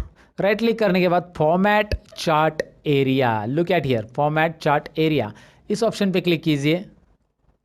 और इस ऑप्शन पे क्लिक करने के बाद यहाँ पे आपको फिल में जाना है। फिल में राइट साइड में आप देखेंगे यहाँ पे बहुत सारे ऑप्शंस आ रहे हैं, no fill, solid fill, gradient वगैरह वगैरह वगैरह। तो आपको पिक्चर लेना है तो पिक्चर लीजिए, ग्रेडियंट पैटर्न लेना है तो पैटर्न लीजिए। यहाँ से अलग अलग पैटर्न आपको बैकग्राउंड में नज़र आएंगे। इंटरेस्टिंग पैटर्न है, आप जो देना चाहते हो दे सकते हैं प्रेजेंटेशन के लिए। आप चाहते हैं ऑटोमेटिक तो ऑटोमेटिक आ जाएगा। पैटर्न फिल चाहिए, पिक्चर एंड टेक्सचर चाहिए, यहाँ से फाइल ऑप्शन है जहाँ से हम अपनी कंपनी का लोगो भी ऐड कर सकते हैं। अगर आपके पास कंपनी का लोगो वगैरह है तो बैकग्राउंड में ऐड कर सकते हैं। और उसकी ट्रांसपेरेंसी भी आप यहाँ से सेट कर सकते हैं। मतलब आपका लोगो बहुत ही डार्क है, so you can do it like this. Okay, so ये डेटा के ऊपर काम करने के लिए इंटरेस्टिंग चीज़ें मैंने आपको बता दी है। सो ये डेटा चार्ट में लेकर किस तरह से चार्ट के ऊपर काम करना है मैंने आपको बता दिया। लोगो बैकग्राउंड में कैसे ऐड करना है, कलर्स एंड ऑल। तो ये था चार्ट फॉर बिगिनर्स। और चार्ट से रिलेटेड और एमआई सीरीज से रिलेटेड बहुत सारे वीडियोस मैंने ऑलरेडी चैनल पे बनाया, डिस्क्रिप्शन में उसकी लिंक है, ज़रा देख लेना। अब बढ़ते हैं अगले टॉपिक की ओर। चार्ट्स तो हमने सीख लिया, लेकिन यहाँ पे अभी कुछ होम टैब की जो बेसिक ऑप्शन है जो डेली आपको डेटा एंट्री के लिए वगैरह यूज़ हो सकते हैं, ऐसे ऑप्शंस मुझे यहाँ पे बहुत बताना ज़रूरी है। वैसे कॉपी पेस्ट वगैरह तो आपको आता ही होगा, कॉपी पेस्ट, कट पेस्ट, ये ऑप्शंस तो यहाँ पे है ही है। यहाँ पे मैं आपको दिखाता हूँ कि ये डेटा मैं Ctrl+C से कॉपी कर रहा हूँ और यहाँ पे कर्सर रख के यहाँ पे मैं इसे पेस्ट करूँगा। आपको पता ही है, पेस्ट करूँगा तो यहाँ पे रिपीट आ जाएगा। लेकिन पेस्ट के अंदर कुछ और ऑप्शंस है जिसका नाम है पेस्ट स्पेशल। ये पेस्ट फॉर्मेट पेंटर क्या काम का होता है मैं आपको बता देता हूँ। कॉपी पेस्ट तो जनरली सबको आता है, कट पेस्ट भी जनरली पता रहता है, लेकिन फॉर्मेट पेंटर जनरली सब लोगों ने वहाँ पे देखा रहता है लेकिन नहीं आता है। तो मैं आपको बता देता हूँ करना क्या है। यहाँ पे सपोज आपने कोई फॉर्मेटिंग की और यही जो फॉर्मेटिंग का बैकग्राउंड या फिर इसे बोल्ड किया है, आपने अंडरलाइन किया है, यही टाइटल का फॉर्मेटिंग आप इसे भी करना चाहते हो ऊपर, या ऊपर के पूरे रो को, ये रो को करना चाहते, तो करना क्या है, कर्सर आपका इसी पे रहेगा जिस पे फॉर्मेट किया है उस पे कर्सर रखो, फॉर्मेट पेंटर पे क्लिक करो। फॉर्मेट पेंटर पे जैसे ही आप क्लिक करोगे, look at here, format painter पे मैंने क्लिक किया और जैसे क्लिक करोगे माउस पॉइंटर पे पर ध्यान दीजिए, ब्रश के साथ आ रहा है। आप जिसके ऊपर भी ये घुमाओगे आप ऐसे, वो उसके ऊपर ये फॉर्मेटिंग अप्लाई होने वाला है। देखिए मैंने घुमा दिया, इसके ऊपर ये फॉर्मेटिंग यहाँ पे अप्लाई हो चुका है। समझ में आपको फॉर्मेट पेंटर होता क्या है। वैसे फॉर्मेट पेंटर को आप सिंगल क्लिक और डबल क्लिक से भी यूज़ कर सकते हैं। अभी मैंने सिंगल क्लिक से यूज़ किया और ड्रैग किया। अब दूसरा है कि मैंने इस पे ऊपर डबल क्लिक किया। अगर मैं डबल क्लिक करूंगा ना तो मैं एक साथ यहाँ पे मैंने राहुल बोर को, सपोज अजय वर्मा को फॉर्मेट करना चाहता हूँ। अभी देखिए फॉर्मेट पेंटर कंटिन्यू चालू रहता है अगर आपने फॉर्मेट पेंटर पे डबल क्लिक किया तो। ये बात बहुत सारे लोगों को पता नहीं रहता है कि फॉर्मेट पेंटर पे हम डबल क्लिक करके फॉर्मेट पेंटर को ऐसे रिपीट भी यूज़ कर सकते हैं। सिंगल क्लिक किया तो क्या होगा, एक ही बार फॉर्मेट पेंटर वर्क करेगा। डबल क्लिक करेंगे तो ऐसा मल्टीपल टाइम्स आप वर्क कर सकते हैं फॉर्मेट पेंटर पे। जहाँ पे भी आप क्लिक करोगे फॉर्मेट पेंटर चालू ही रहेगा। एस्केप बटन करेंगे तो फॉर्मेट पेंटर रिमूव हो जाएगा। एस्केप बटन प्रेस कीजिए। देखिए मैं दोबारा बता देता हूँ, आपको यहाँ पे क्लिक करना है, फॉर्मेट पेंटर सिंगल क्लिक किया और आपने जिस नंबर पे, मैं यहाँ पे ड्रैग कर रहा हूँ फिलहाल, तो वो उतना फॉर्मेट हो रहा है। फिर से फॉर्मेट पेंटर, माउस की तरफ ध्यान दीजिए, अभी प्लस साइन आ रहा है, फॉर्मेट पेंटर नहीं आ रहा है। अगर मैं इस पर क्लिक करके डबल क्लिक करता हूँ फॉर्मेट पेंटर पे, now I can click here, here I can drag here also. तो एक साथ मल्टीपल सेल्स को फॉर्मेट करने के लिए आप फॉर्मेट पेंटर पे डबल क्लिक कीजिएगा। है ना इंटरेस्टिंग। फिलहाल मैं अंडू कर देता हूँ।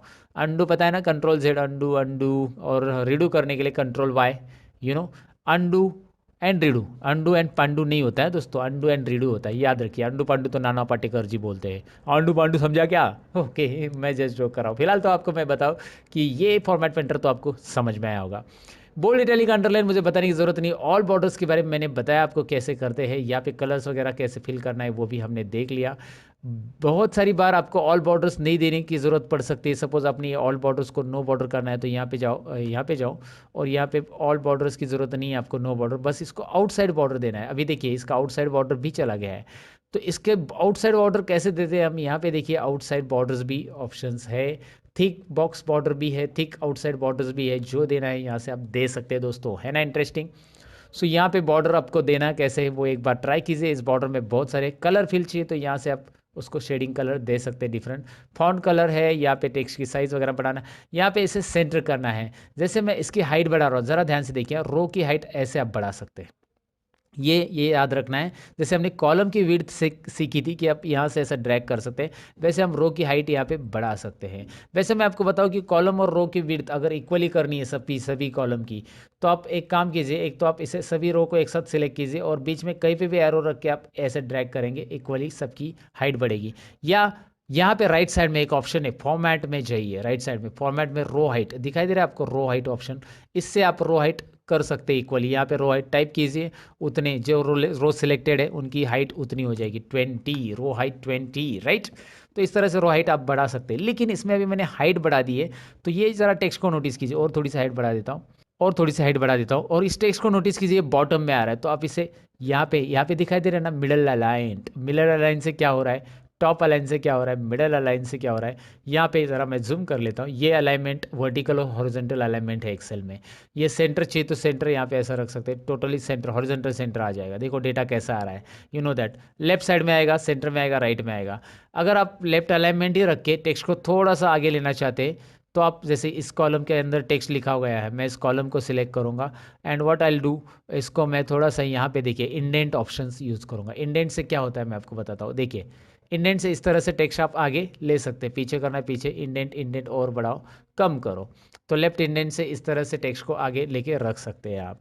इसके अलावा जैसे आपने बहुत सारे कैलेंडर वगैरह में देखा होगा, संडे वगैरह ऐसा क्रॉस में लिखा रहता है, तो यहाँ पे ऑप्शन है, देखिए इसे आप टेक्स्ट को रोटेट कर सकते हैं, vertical text, angle clockwise, angle counter clockwise, ज़रा करके तो देखिए, यहाँ पे देखिए कैसा टेक्स्ट आएगा, राइट। आपने देखा होगा ना, यहाँ पे देखिए अभी जैसे वो कैलेंडर में रहता है ना, संडे मंडे ऐसा क्रॉस में लिखा रहेगा, आपने देखा होगा शायद। तो ये ज़रूरी है तो कीजिए, नहीं तो इसके ऊपर दोबारा क्लिक करके वो रिमूव हो जाएगा वहाँ पे। इसको बोलते हैं टेक्स्ट का ओरिएंटेशन। टेक्स्ट ओरिएंटेशन कैसे देना है, टेक्स्ट का अलाइनमेंट कैसे देना है, टेक्स्ट को इंडेंट कैसे देना है, ये हमने यहाँ पे देखा। साथ में मर्ज एंड सेंटर तो हमने पहले ही सीखा था, इस टाइटल को मर्ज एंड सेंटर कैसे करते हैं। लेकिन इसके अलावा हमें यहाँ पे सीखना है, हमें यहाँ पे जानना है रैप टेक्स्ट के बारे में। होता क्या है wrap text, I let you know कैसे है, दिखाता हूँ मैं आपको। सबसे पहले सपोज यहाँ पे एक एग्जांपल लो कि नेम ऑफ स्टूडेंट का जो रो हाइट है ना, वो मैंने थोड़ा सा यहाँ पे ऐसा कम करके रख दिया अभी। Okay, so name of student में मैंने यहाँ पे एक चीज़ बढ़ा दी, जैसे मैंने नेम ऑफ टैली स्टूडेंट और एक्सेल स्टूडेंट ऐसा बढ़ा दिया। अब ये आगे जा रहा है, लेकिन मैं इसकी कॉलम की विड्थ नहीं बढ़ाना चाहता हूँ, जो कि हम यहाँ से डबल क्लिक करके बढ़ा सकते हैं, आपको पता है। मैं चाहता हूँ इसे रैप टेक्स्ट करना। रैप टेक्स्ट से क्या होता है देखिए, वाह इंटरेस्टिंग है ना, wrap text wrap text wrap text wrap text. मैं क्लिक करूँगा रैप टेक्स्ट पे तो ऐसे आ जाता है। रैप टेक्स्ट निकाल देंगे तो ऐसा आता है। अगर आप चाहते कि यार लिखते समय ये नीचे आ जाए, तो लिखते समय भी आएगा। जैसे आप यहाँ पे लिख रहे हो, डबल क्लिक करो, फिलहाल में इसके ऊपर मैंने डबल क्लिक किया, अल्ट और एंटर बटन प्रेस करूंगा मैं, अल्ट और एंटर दोस्तों, अल्ट और एंटर करेंगे तो ऐसा नीचे आ सकता है। अल्ट और एंटर लिखते समय ही आ सकता है। अल्ट और एंटर ये रैप टेक्स्ट की तरह ही काम करता है, और रैप टेक्स्ट यहाँ पे आप कर सकते हैं डायरेक्टली वैसे भी। सो रैप टेक्स्ट ये डेटा एंट्री के लिए याद रखो, कॉलम की साइज जब आपके एडजस्ट नहीं हो रही है तो आप इस तरह से कर सकते हैं, राइट। सो रैप टेक्स्ट के बारे में मैंने आपको बताया, मर्ज and centre you know that already. अब अच्छा एक बात और, यहाँ पे अगर मैं डेटा के अंदर, वैसे डेटा के अंदर बहुत सारी चीज़ें, लेकिन मैं यहाँ पे नीचे लिखते जाऊँगा डेटा, तो ऊपर हेडिंग तो चला गया मेरा, तो मुझे ये नहीं पता चलेगा कि यार ये सब्जेक्ट 1 है, 2 है या 3 है। बार बार मुझे ऊपर जाके देखना पड़ेगा ना सब्जेक्ट, अगर मैं नीचे लिखते जा रहा हूँ तो ऐसे समय में मैं चाहता हूँ कि ये ऊपर के 2 रो जो है, ये एक और ये 2 रो, ये ऊपर फिक्स रहे और परमानेंट रहे, फ्रीज रहे, उसको फ्रीज बोला जाता है एक्सेल में। तो उसके लिए हमें करना क्या है, तो यहाँ पे कर्सर रखना है 3 नंबर रो पे। कर्सर कहाँ पे रखा है मैंने, देखिए मुझे जो रो लॉक करना है उसके नीचे के रो पे कर्सर रखना है, मुझे ऊपर के रो फिक्स करने हैं। उसके लिए एक व्यू में ऑप्शन दिया है, ज़रा इसे ध्यान से देखिए। व्यू के अंदर यहाँ पे एक फ्रीज पेन्स ऑप्शन है, फ्रीज पेन्स।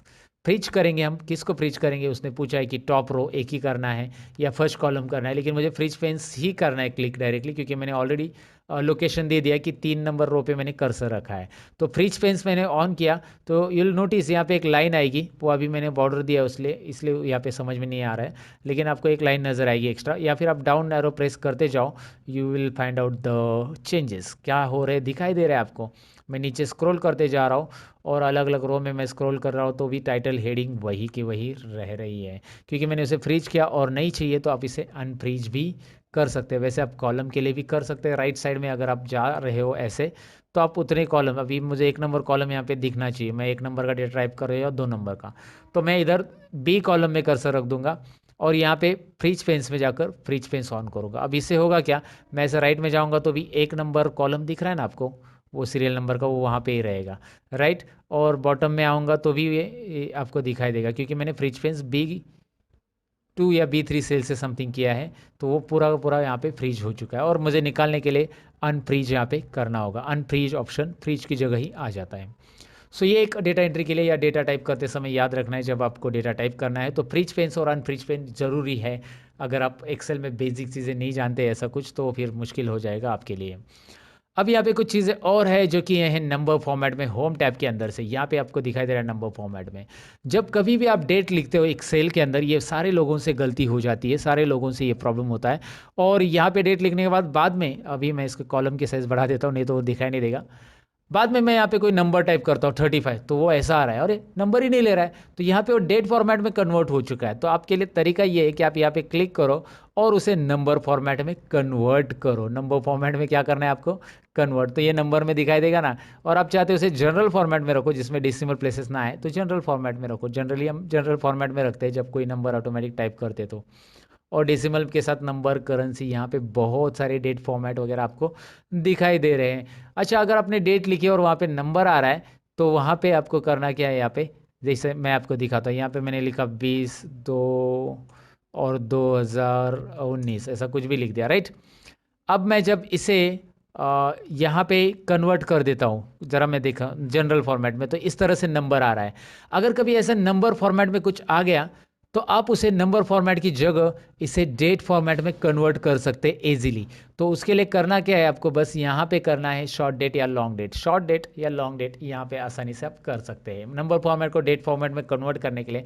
वैसे मैं आपको शॉर्टकट की बताऊँ तो कंट्रोल शिफ्ट यहाँ पे हैश, ये आप डेट फॉर्मेट में कन्वर्ट कर सकते हैं। कंट्रोल शिफ्ट 1 नंबर फॉर्मेट में हो जाता है, कंट्रोल शिफ्ट 2 टाइम फॉर्मेट में हो जाएगा, कंट्रोल शिफ्ट टिल्ड यहाँ पे जनरल फॉर्मेट में होगा, कंट्रोल शिफ्ट टिल्ड 1 2 3, ये याद रखिए 1 2 3 कंट्रोल शिफ्ट के साथ ये अलग अलग फॉर्मेट में आपको कन्वर्ट करने के लिए देता है, राइट। कंडीशनल फॉर्मेटिंग वैसे हमने सीख लिया है कैसे करना है, मैंने बताया है। और फॉर्मेट एज कैसे ही ये टेबल होता है ये भी मैंने आपको दिखाया। यहाँ से आपको अलग अलग स्टाइल्स मिल जाती है जो कि आप अप्लाई कर सकते हैं, ये भी मैंने बताया था।